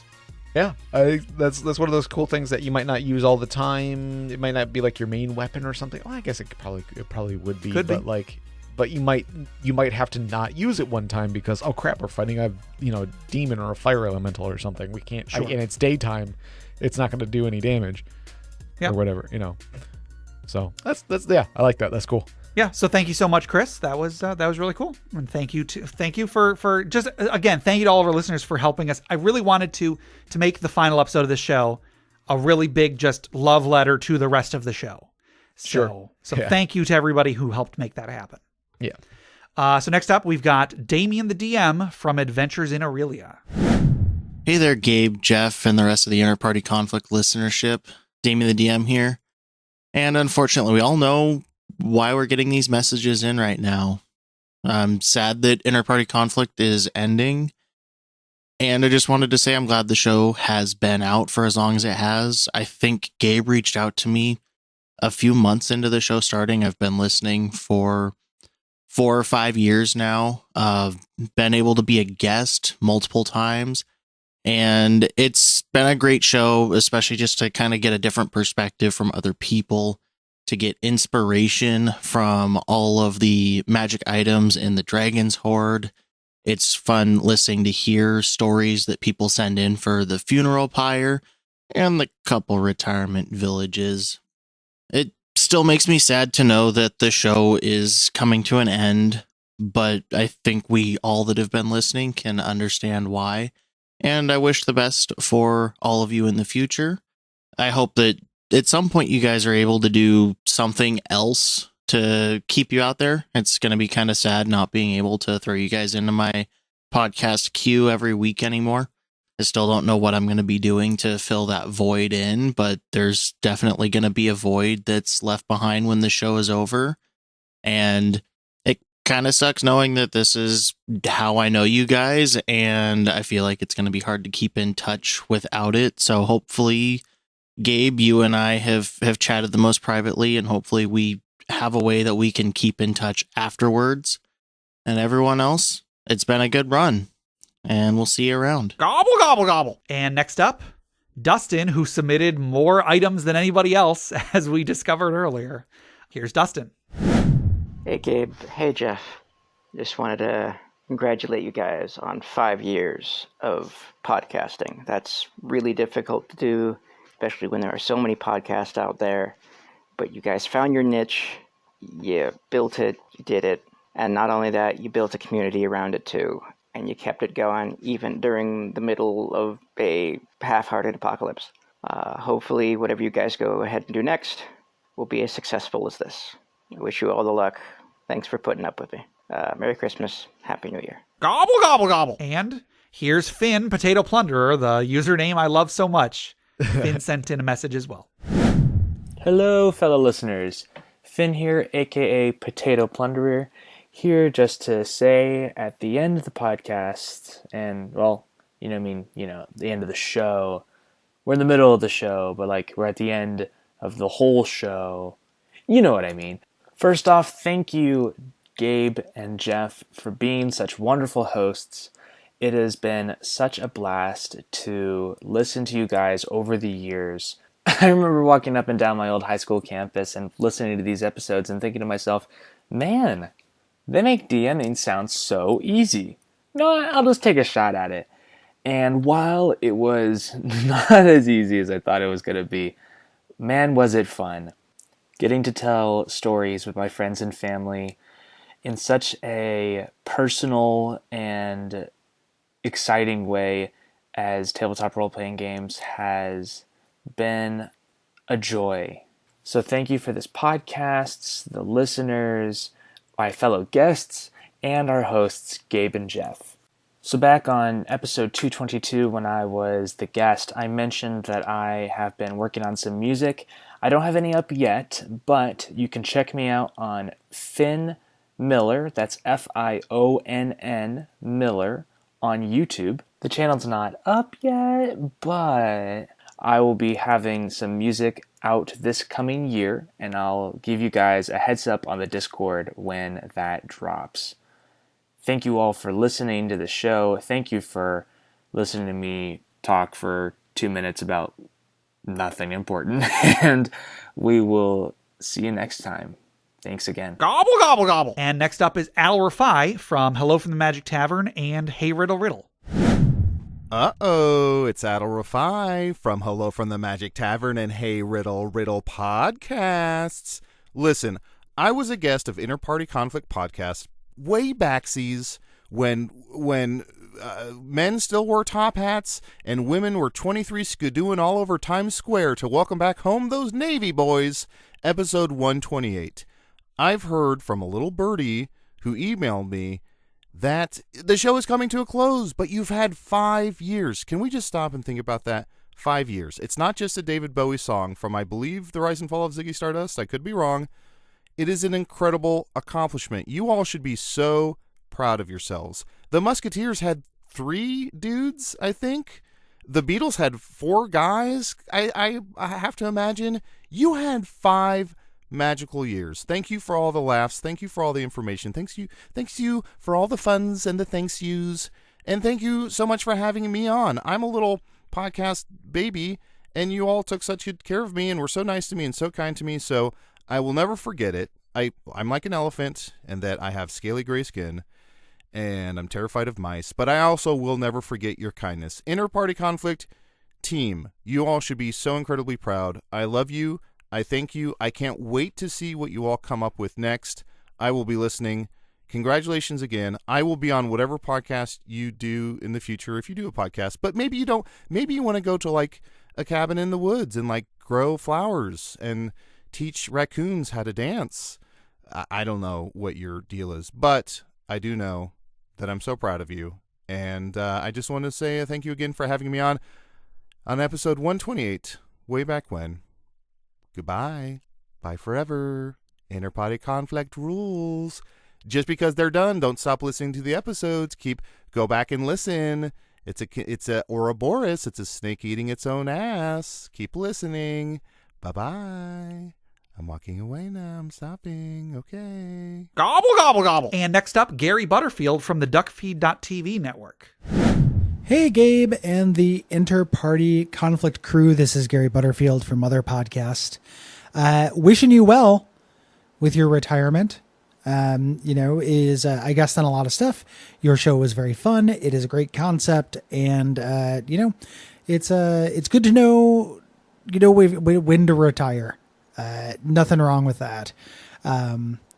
You guys did work. Guys in a general sense, not non-gendered sense, did good work, and you should be proud. And good luck in what you do next. Thanks. Gobble, gobble, gobble. And next up, Jake Harmon and Dan West from Brute Force and Ignorance, another one of the podcasts on the network. Hello, Gabe. Hey, Jeff. Hello, Dan. Hey, Jake. How are you doing this evening? Yeah, I'm okay. I'm just kind of still getting over COVID that I had about a month ago. So my voice is a bit funny. I'm a bit bunged up still, and a bit tired. But apart from that, I'm good, man. How are you? I'm doing pretty well. Just, living life in the New England manner, fighting off the cold December wind as it goes. Woohoo! So we are gathered here tonight for a very special reason, Dan. Yes, indeedy. And that is to say goodbye to one of our favorite podcasts, Inter-Party Conflict. Yeah. To say goodbye, but also celebrate at the same time. Exactly. A celebration of the life of Inter-Party Conflict. So, Dan, when did you actually start listening to Inter-Party Conflict?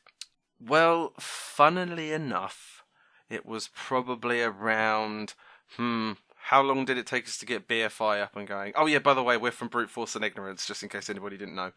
A actual play podcast. Yeah. So, how long would it take us to get BFI up and running? Probably about, 2 months, something like that. I'd say right around that, 2 or 3 months. Okay, so 2 months before the first episode of Brute Force and Ignorance came out, I started listening to Inter-Party Conflict. How about you? So I started shortly thereafter. You and I had discussed the formation of the Brute Force podcast, yeah, and you mentioned Inter-Party Conflict to me. Yes, so basically what happened is, and Gabe knows this, but I don't know if Jeff does. Around that time, I started listening, and I got through a lot of episodes because I was essentially working by myself at the time, like on working construction. I was building a house, and I was mostly by myself. And I got through lots of episodes very, very quickly. And then I got to an episode which was the very first bonus episode, and it was called The Ballad of Garg and Moonslicer. And I'll never forget that episode, because after listening to that episode, I remember exactly what I was doing. I was building a set of steps outside in a garden, pushing in all these individual pieces of flint in to make it look all rustic. And I was just listening to this story that Gabe was telling, and I'm not gonna lie, man, I cried. But I'm a big softie anyway. But yeah, I was listening, and I teared up and I cried whilst I was listening to it. And I listened to it again immediately afterwards. and I was like, that can't have been as good as I thought it was. And then I listened to it a third time as well. I cried the first 2 times, and then I was hit with an epiphany at the end of the third listen, which was, that's what I wanted to do for D&D. I wanted to tell a story with my friends and incorporate music, and at the time I was thinking about sound effects as well. That didn't pan out, but music definitely enhanced the experience so much. And basically, if it wasn't for Interparty Conflict and that particular episode, there would be no Brute Force and Ignorance. So we at Brute Force owe a massive thank you to Gabe and Jeff, because as you said, if it wasn't for Interparty Conflict, Brute Force wouldn't exist. And some of my favorite gaming memories come from Brute Force. So for that, Gabe and Jeff, that's a big thank you from me. Hey everyone, Gabeception here. I've got a message inside an episode. I was just editing this, and it occurred to me I should probably mention, I don't know if I made this clear in the past, but the whole reason we did the Gargan Moonslicer episode was that we had recorded an episode, and then it got lost, or at least the audio was unusable due to some issue with Audacity. So the whole you could say that we don't deserve the credit. My crappy computer and or the crappy software that we use to make the podcast is actually to thank for Brute Force and Ignorance, because if it weren't for that, we wouldn't have made the Gargan Moonslicer episode, or at least we wouldn't have made it then. You know, I did that because it was something I wanted to do and I had wanted to do previously, but you know, if I had done it some other time, who knows if Dan would have even heard it, or if he had heard it, if he would have been in the same frame of mind or whatever. I don't know. It's all a rich tapestry, I guess. So anyway, back to Jake and Dan.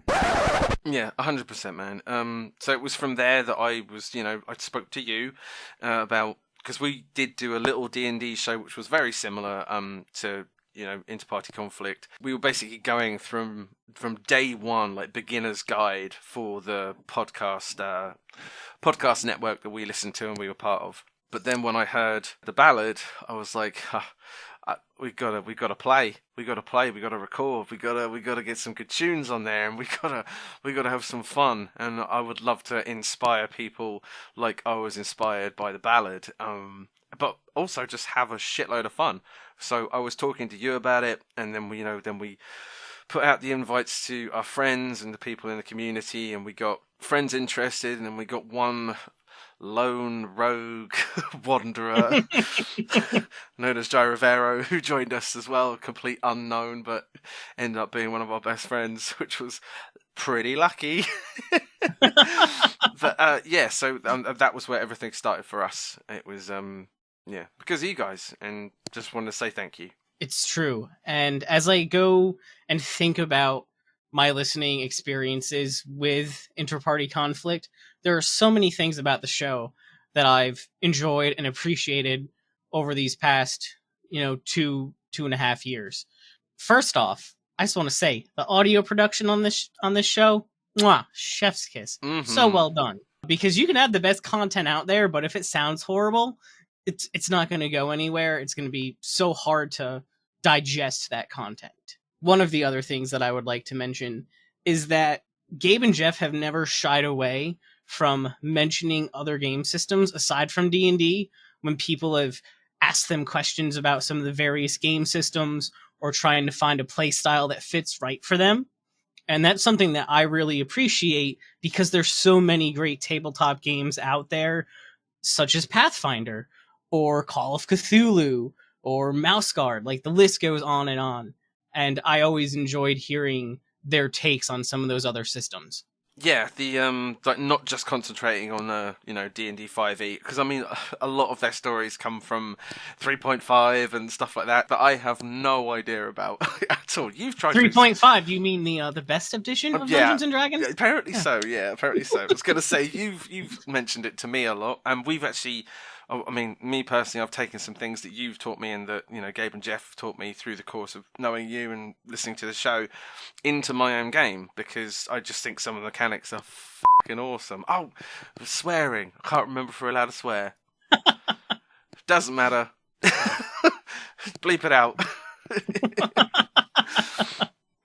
But yeah, so I've taken, like, there's been so much knowledge and content that has been, like, passed down to, you know, new players and old players. Like, I myself am a particularly new player. I came in, I think, after 5e had been out for a couple of years. We actually did an episode with the guys. It's episode 126, which is called Hello from the Other Side.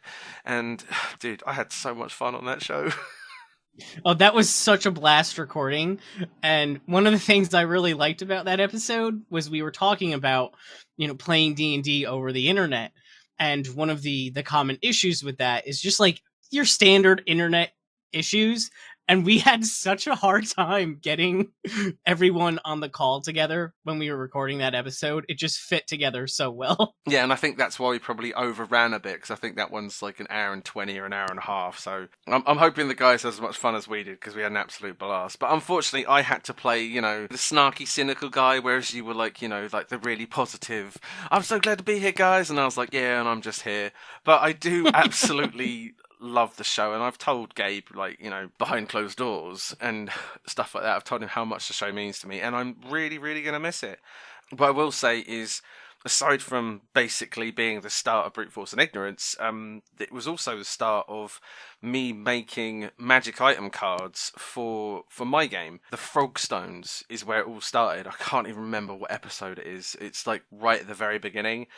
And they said about these frog stones, which you could like hold in one hand, and you could breathe underwater. If you like put one in your mouth, you put one in your mouth, you breathe it underwater. Hold it in your hand, you can jump like 3 times your jumping distance. And if you have both, then you can change into a frog. And I was like, that's such a cool idea. And the way they were described, I pulled like artwork and like did Photoshop and stuff on these stones and made a little card, and I like put all the same stats down, and I gave it to my party. And I, again, like that was the first one, and I've used many of the magic items that have been on the show, and obviously inspired me to create my own as well. So speaking of magic items, one of my favorite things about the show is the sense of humor that Gabe and Jeff have. And the introductions for the Dragon Sword that Gabe writes are some of the funniest bits of the show. Yeah. There are so many that are just like off the wall insane, and I adore all of them. They always get a good chuckle out of me, and typically they tie in somehow to the theme of the magic item that's being discussed, and I really appreciate it. And I can only imagine that Jeff's gigantic lizard-like neighbor is going to miss the podcast sessions as well. Yeah, definitely. But, you know, I will say that whatever you guys end up doing, you know, just keep us all informed, because if you end up doing a new show or a new project, please let us all know, because I know that everyone will be there to support you guys, because we love the show so much. You're great people, and I just, you know, I want to say, in the words of Stanley, Excelsior to all of you, because onward and upward to greater things, because you're fantastic and we love you to pieces. I just want to echo Dan's sentiments there. I mean, I love you guys. I love the show, and it's been a huge inspiration to me, as well as just been super enjoyable to go on this journey with you guys. So with that, cheers, Gabe. Cheers, Jeff. Clink.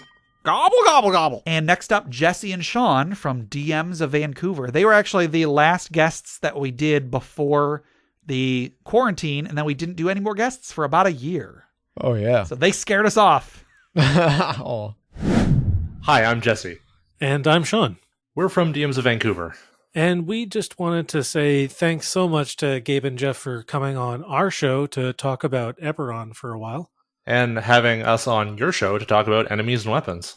Yeah, we hope that you have many successes in all of your future endeavors. Yeah, best of luck. Thanks again, and keep on rolling, I guess. See you at the gaming table. Yeah. Gobble, gobble, gobble. And next up is my wonderful wife, Lisa. All right. So this is Lisa.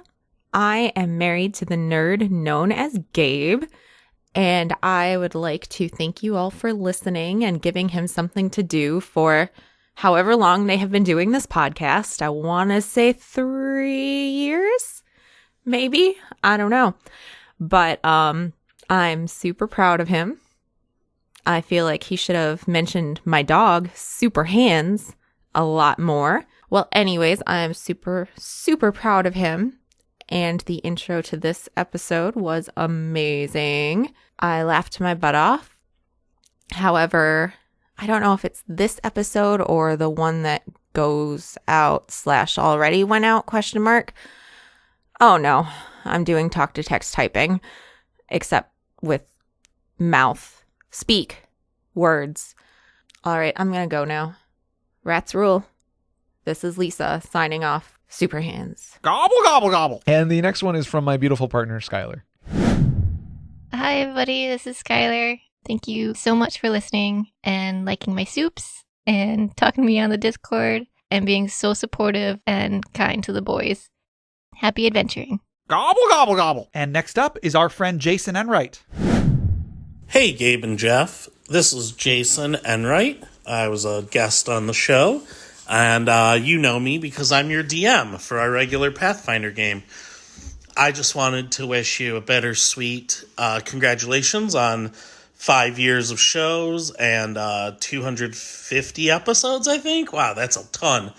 And I wanted to say thank you for all the great advice and just sharing your experiences in gaming and helping us all become better gamers. I always appreciate the fun and the inter-party conflict you bring to our games, and I've been very appreciative of everything you've offered me to learn as a DM and a player from listening to the show all these years. Congratulations, and I look forward to whatever you do next. And to everyone listening, if you haven't yet, go back and listen to the whole run of the show because there's so much to learn. Thanks. Have a great day. A billion swords of justice. Gobble, gobble, gobble. And next, Jeff and Ryan from No One Can Know About This. Hey, Gabe and Jeff. It's Jeff and Ryan from the No Cap podcast. It is. Man, really sad to hear that you're ending, because, like, when we started our podcast, you guys, it felt like you guys have been there right along with us. Like, yeah. We've been reading messages from you every season. We've been on your show, and it's gonna feel like a great loss not having inter-party conflict as, like, a presence in our lives anymore. I feel like it would be wrong to not do a message on our show each season for them. Exactly. It's like a part of the show. It's been in the show the whole time. So I just want to thank you guys for doing your show and for reaching out to us and making us feel like a part of the larger world. And helping so many people play D&D to the best of their abilities and making learn. A great podcast for the people. It's, man, I can only imagine the undertaking of a podcast is a crazy thing. It is. And congratulations on all the great work you've done, and thank you. Thank you, guys. Gobble, gobble, gobble. And next up is Nathan, a.k.a. Seawood Scribe. Gabe and Jeff, from the bottom of my heart, thank you for the past 5 years. I started listening to your show pretty early on, I want to say probably spring of 2017, and it quickly became my favorite podcast. So, of course, I was elated to finally guest on your show early this past year. I really felt like I had made it in life in that moment. So, again, thank you, thank you, thank you. The true Dragon's Horde was the online friends that we made along the way. Speaking of online friends, it's time to sit back, relax, and raise a glass to the entire Discord community. Thank you all for the niche memes, the sincere discussions that other non-nerds would have rolled their eyes at, and the general shared love of various nerdy hobbies that we all have. Most of all, thank you for the positive atmosphere that has truly been a source of reassurance and comfort in the past couple years as we have all lived through such turbulent and uncertain times. I've really felt that the Discord community was a consistent safety net on which I could fall. And so I really appreciate everyone that contributed to making the space what it was. Thank you for contributing to online discussion and to the questions that were discussed on the podcast. Thank you to Potato Plunderer, Floofy Shoob, Autumn Wind, Avonshil, Carl of All Trades, oh god, it's Mason, and everyone else that made up this community. Thank you specifically, Gabe, for wrapping sphinxes. Sunfish, thanks for the painting advice. Thank you to all of those that helped me workshop some of my 5th edition supplements this past fall, especially to Wolfpack Nate. Thank you for the academic encouragement, Stiltskin Kupo and Dustin. Thank you, Jacob the GM, for board game rules lawyering. Thanks to Peach Joy Pancakes and to Alistar the Minotaur for the wonderful character development in the Roll20 game. And thank you, Damien, for your advice on actual plays. To that end, I was very grateful that Damien shared his expertise on actual plays, as I'm actually starting up one of my own in the coming year. The Homebrew, a D&D play podcast, is an actual play group that I've been listening to for a while, and I highly recommend checking them out. I've partnered with them to start my own actual play, The Kaleidosphere. That's kale like the vegetable, Ido, I-D-O, sphere. The Kaleidosphere is a multiverse in which all of my actual play campaigns will take place. My first campaign, To Whom the Sea Belongs, is a high fantasy ocean campaign full of pirates, seafaring cultures, and Lovecraftian abominations. We should release in early February. I know actual plays aren't everyone's jam, and that's fine, I get it, but for those of you that are interested, stay tuned. One final time, I just want to express my gratitude to Gabe and to Jeff for all of the work that they did, for the discussions that they facilitated, the cooking tips that they shared, and the April Fool's pranks that they pulled. And I just want to thank them for being amazing people and for facilitating such a fantastic 5 years. And so, Jeff, until next time, there will forever be an Inter-Party Conflict logo-shaped podcast hole in my life. Gobble, gobble, gobble. And next, our good friend Stephen Joseph, a.k.a. Noah Wizard. Gabe, I remember back in 2015, this is Steve, by the way. I remember back in 2015 from high school, Steve from high school, we went to high school together. I was in your wedding. I remember back in 2015, I was on the podcast, actually. I don't know which episode it was. It was the one about magic item creation in 3.5 D&D. Back in 2015, I remember you were telling me about all the different podcasts you were listening to. You had to listen to 40 hours of podcasts a week because of the setup at your job. And the thing you told me that always stuck in my mind was, wow, that's a conversation I want to be a part of. That's how you describe the best podcasts. And I am so happy that you managed to get a podcast of your own. You've always described it as a podcast that you would love to listen to, and it is a huge accomplishment. And I know the behind the scenes, how much work went into producing the podcast. And I've seen how many different times you've had to make the decision to keep going or not. And you guys stuck it out for half a decade. That's truly impressive. And so for 5 years, audiences were able to listen and say, that's a conversation I wish I could be a part of. And then you even gave them the opportunity to be a part of that conversation by creating your Discord, which to my knowledge is still thriving to this day. You gave people conversation, and I think that was a great gift. This was Steve, by the way. Gobble, gobble, gobble. And next, Dave, a.k.a. Stiltskin Kupo 84. Hey everybody, this is David, Stiltskin Kupo 84 coming at you. Okay, this is going to sound weird up front, but just bear with me.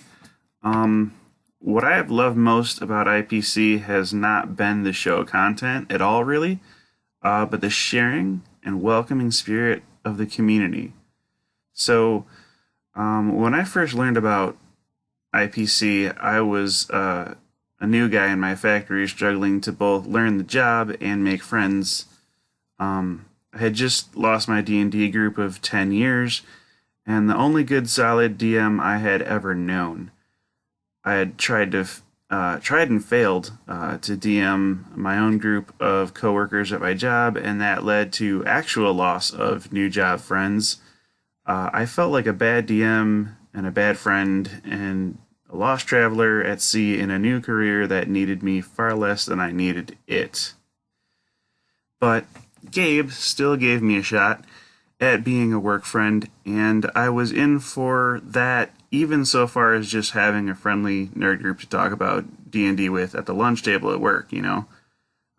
So I learned about his podcasting thing, even really about podcasting in general, from Gabe and the friends there. I didn't listen to podcasts before IPC. I sort of just gave IPC a very tentative listening to just, check the friend box and say, yeah, that's great. Gave it a listen, but podcasts aren't really my thing, Little did I know, getting into listening to podcasts was going to lead to my love of fan servers and gaming servers of all kinds, and even building my own Discord servers. All I had to do was tune into my new buddy Gabe's show, because at the time they were pumping the IPC Discord on every episode. So joining the IPC Discord was so cool because the vast majority of people there are friendly, accepting, and just as nerdy as I could hope for any group of friends to be.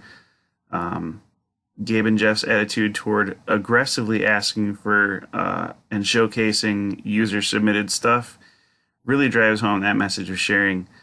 I've joined other servers for podcasts and many for actual play. Most have not been as insistent or accepting of my input to their community, which is weird when you think that some of those are actual play D&D servers not connected to podcasting, where member input is all they do. So I really enjoyed the IPC games that I was in. The majority of campaigns I played in were lots of fun. Gabe's a really good DM. I think a lot of the success of the IPC games was powered by the aura of sharing and acceptance inherent in the fan community, and certainly Cloudstralia would never have been as epic a campaign without that common aura being felt. But as far as the actual show, I'm not going to skirt the question. My favorite moment, I'm going to have to say, is, well, I guess my favorite moments of IPC have often been the funeral pyres and or the retirement village segments. I also do love a good user-submitted question that kicks off a good Gabe rant, because honestly, who doesn't love a good Gabe rant? So I appreciate the point of the Dragon's Hoard, but I've been on record, out of the 3 segments, it comes in last for me. I've said that, if it was long enough, I could fall asleep and have time to wake up and restart the episode when the first question was asked. It's not to say that the items aren't good. I'm just generally more invested in other 2 segments. All this being said, I think my favorite episode of IPC was number 108, Ritual Defeat. They certainly were tearing it up before that, as early as, the double digits. But 108 is special for me because it's the first time I had a featured submission read aloud on the show. In the form of Ogg's death at the hand of one of his 3 wives. Now, you can look at me like a narcissist for picking my own first appearance as my own favorite episode, and I'm not denying I love attention and I'm glory hog, but if you go back and actually listen to that episode, more things were on point that week than just my submission at the end. First of all, magic item that week was the Rod of Winter Wonder, which is still easily one of the cooler Dragon's Hoard items we've ever had on the show. Literally, first Hoard item that I ever thought I want to steal that for my own game. Next, it sounds as if from their banter, that was the second episode where they began pumping the IPC Discord. So, good vibes of community energy coming to peek through right there. It was also the episode where Gabe first told Jeff, hey, I bought a 3D printer. So, so much stuff was happening starting that you see shaping future IPC discussions, and it's just, interesting historically to go back through and see those threads. Then he had the double bomb of user submitted questions from Nathan. There's more than one Nathan I'm friends with on IPC, and the episode doesn't specify a last name, but those questions led to some good listening. And, to top it all off, my funeral pyre made the show for me, and I'm glad Gabe and Jeff seemed entertained by it. But don't misunderstand. The reason I thought that was cool was not just because I, Stillskin Coop 84, filled that spotlight. No, the reason I thought it was cool was because I personally felt the thrill of sharing any kind of spotlight at all. And I understood that week why everyone else is so motivated to enter user submissions. It is very cool to have a show with co-hosts who see the value in making each of their listeners feel very cool from time to time. It's very cool to be a part of that kind of community. And I found myself celebrating each of those first mention moments on the show where people I had been talking to on IPC server finally got their submission read for the first time. Those are all personal wins for each of those people, and their submissions make IPC better than what Gabe and Jeff could have done on their own, I believe. If Gabe and Jeff remember one thing, I think the power of interacting with user submissions is the key. I believe that any podcast they may attempt in the future will be just as successful as IPC has been, if not ridiculously more so. Gabe's always humble about the show's numbers and all that. Even as I just listened, they ended the last regular episode with their guest from Crit Academy. But the success of IPC, I don't think, can be just measured by raw numbers. Its success is better observed anecdotally in the way it made people feel. So Gabe and Jeff, you're not beholden to us to have to keep putting out more content. They're real dudes with real lives and all that. I know we all think Jeff is a robot, but he's not, because how many robots get haircuts? Pretty sure that's a uniquely human thing. But many of us are beholden to them to even just once make a clear statement of appreciation for the ride they took us on. I've talked a fair bit already without even mentioning the need many of us felt for IPC's podcast and fan server both being consistent through the early pandemic years, which were, the most terrifying. Knock on wood, hopefully we have seen the worst of this pandemic, even though it's not over. But, I've been watching the server, and it seems we're all scrambling for the next podcast we're going to be filling that listening void with, and what server we're going to be filling that submission void with. And you guys, that should tell you something about what you achieved. So until your next harebrained idea finally materializes, enjoy this well-earned time off. And thanks both for being such likable guys who make us feel likable too. And that's it. Gobble, gobble, gobble. And finally, William Hughes, also from the duckfeed.tv network and the AV Club. Hey there, folks. William Hughes here from the AV Club, the Everything to Guppy podcast, and episode 121 of Inter-Party Conflict. And, of course, every subsequent episode of Inter-Party Conflict, since for the last 127 episodes I've been recording my weekly audio column, the Thaco Faco, and submitting it. And I assume that Jeff and Gabe have been including it in every single episode. Now I hear the show is ending, which means that this must be, tragically, the final Thaco Faco. And so, it's time to finally ask that question. What is Thaco? That's right, we've been building to it for God knows how long, and then we're finally ready to say that Thaco is a number that represents something. I think it has something to do with armor? Car? I gotta go look up my source books. God damn it. Gobble, gobble, gobble. And those were all the responses that we got in audio format. So again, a huge thank you to all the people that sent those in. I really, really appreciate it. There were quite a few other guests that we had that either did not respond or I just wasn't able to get a hold of or just didn't have anything to send. But I do still want to shout them all out. First off, let me give a huge, huge, huge thank you to Justin, Ian, and Brandon from Crit Academy. Mainly Justin, but also the others. Yeah. Justin has been such a huge help. I know we went on and on about that last episode, but also Ian and Brandon have done great stuff for us. They've had us on their show at least, were we on their show twice or were we on their show just once? I feel like, I know I've been on their show at least a couple other times. Yeah. But I think I might have been on there twice. So we've been on their show multiple times. They've shouted us out so many times. They keep putting out great stuff. Everybody go check out Crit Academy if you haven't already. I do want to shout out my brother, Tim Kleinert, who made the Mountain Witch, still has not done anything with the second edition of the Mountain Witch. Whatever the case, I will actually mention here, my brother had some health issues over the last few months, and that was actually one of the biggest factors in finally deciding to end the show. We had this big health thing come up for him, and it really got me thinking about what I wanted to spend the rest of my time doing. You know what I mean? Not that I don't enjoy doing the podcast. I love doing the podcast, but it just got me thinking, like, do I want to keep doing this show for another year? If I do want to do it for another year, what can I change to make my time more manageable?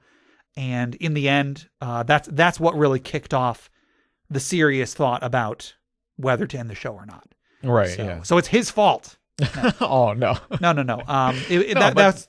That was the thing that just got me thinking about it myself. The importance of spending time with your family is that's a big motivator. So absolutely, that's totally acceptable.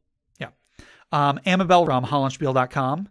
We had her on talking about board games a long time ago, and we've had those printable board games from hollandspiel.com that anybody can go get right now. So a big thank you to her.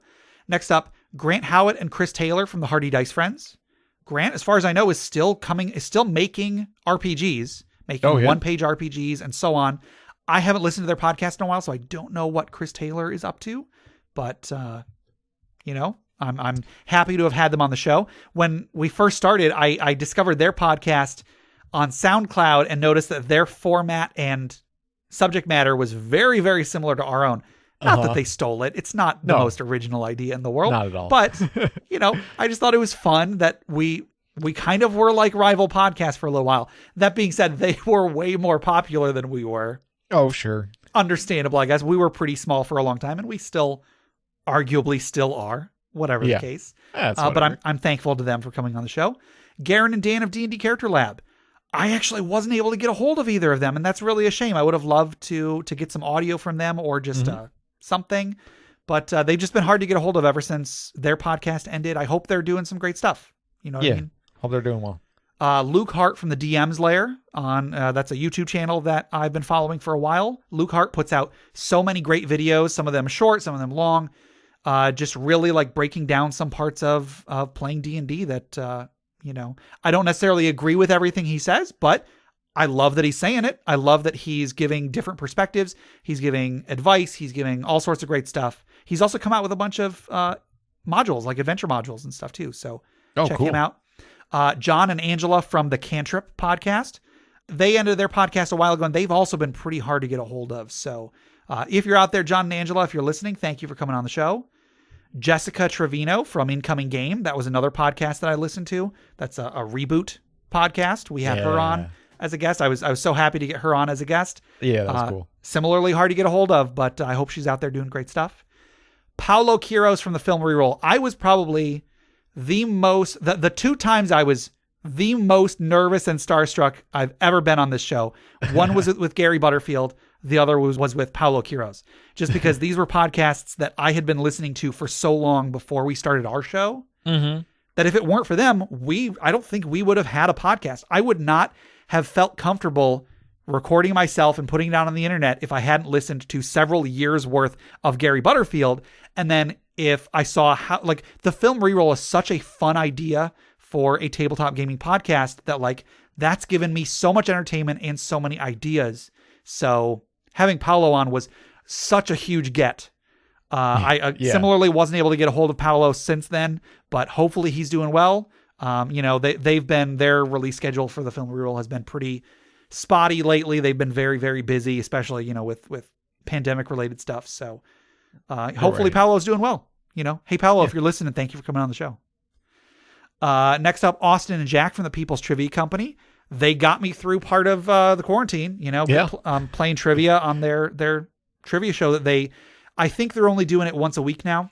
Mm-hmm. Their trivia game was so much fun, and it was such a delight to have them on. Alan and Delilah from Mommy River Leather. It was so cool to be able to give away those leather goods that they provided for us. So big, huge thank you to them. Jamie /Rantasmo of Needs More Gay. Jamie's been a friend of ours for years and years and years. It was so much fun to have him on the show. I was shocked that we didn't have him on the show sooner. Yeah. Right. Yeah. Hopefully he's out there doing well. Collins B of Where Streams Come True. It was a lot of fun to have Collins on and, talk about the stuff we talked with Collins. So Collins, good job. Where Streams Come True is a very fun Disney Plus based podcast. So if you want to listen to people talk about stuff off of Disney Plus, go check out Where Streams Come True. Mm-hmm. Freeman Easton from Encounter This. It was so much fun to have Freeman on. It was so much fun. We talked with him for longer than any other guest, I guess. So thank you, Freeman, for coming on. they have extended an offer for us to come on their show at some point in the future. So cool. Stay tuned, I suppose. And hey, thank you to Peace Joy Pancakes for getting us in touch with them, because she has been the one that has been like, hey, you both should listen to each other and you both should contact each other. Yes. So. Which, like, I love that, because I can just imagine just like her being like listening to both podcasts and be like, I love these podcasts. I need to get them together. Yes. Now kiss. and then our final guest that we have not mentioned so far, that we have not mentioned elsewhere, is Jacob Cassins. Thank you so much, Jacob, for coming on the show. It was great to talk with you, and hope you're doing well. Mm-hmm.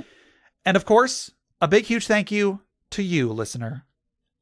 Anybody who has, first off, stuck with us through this episode. This episode is going to be so freaking long. Right.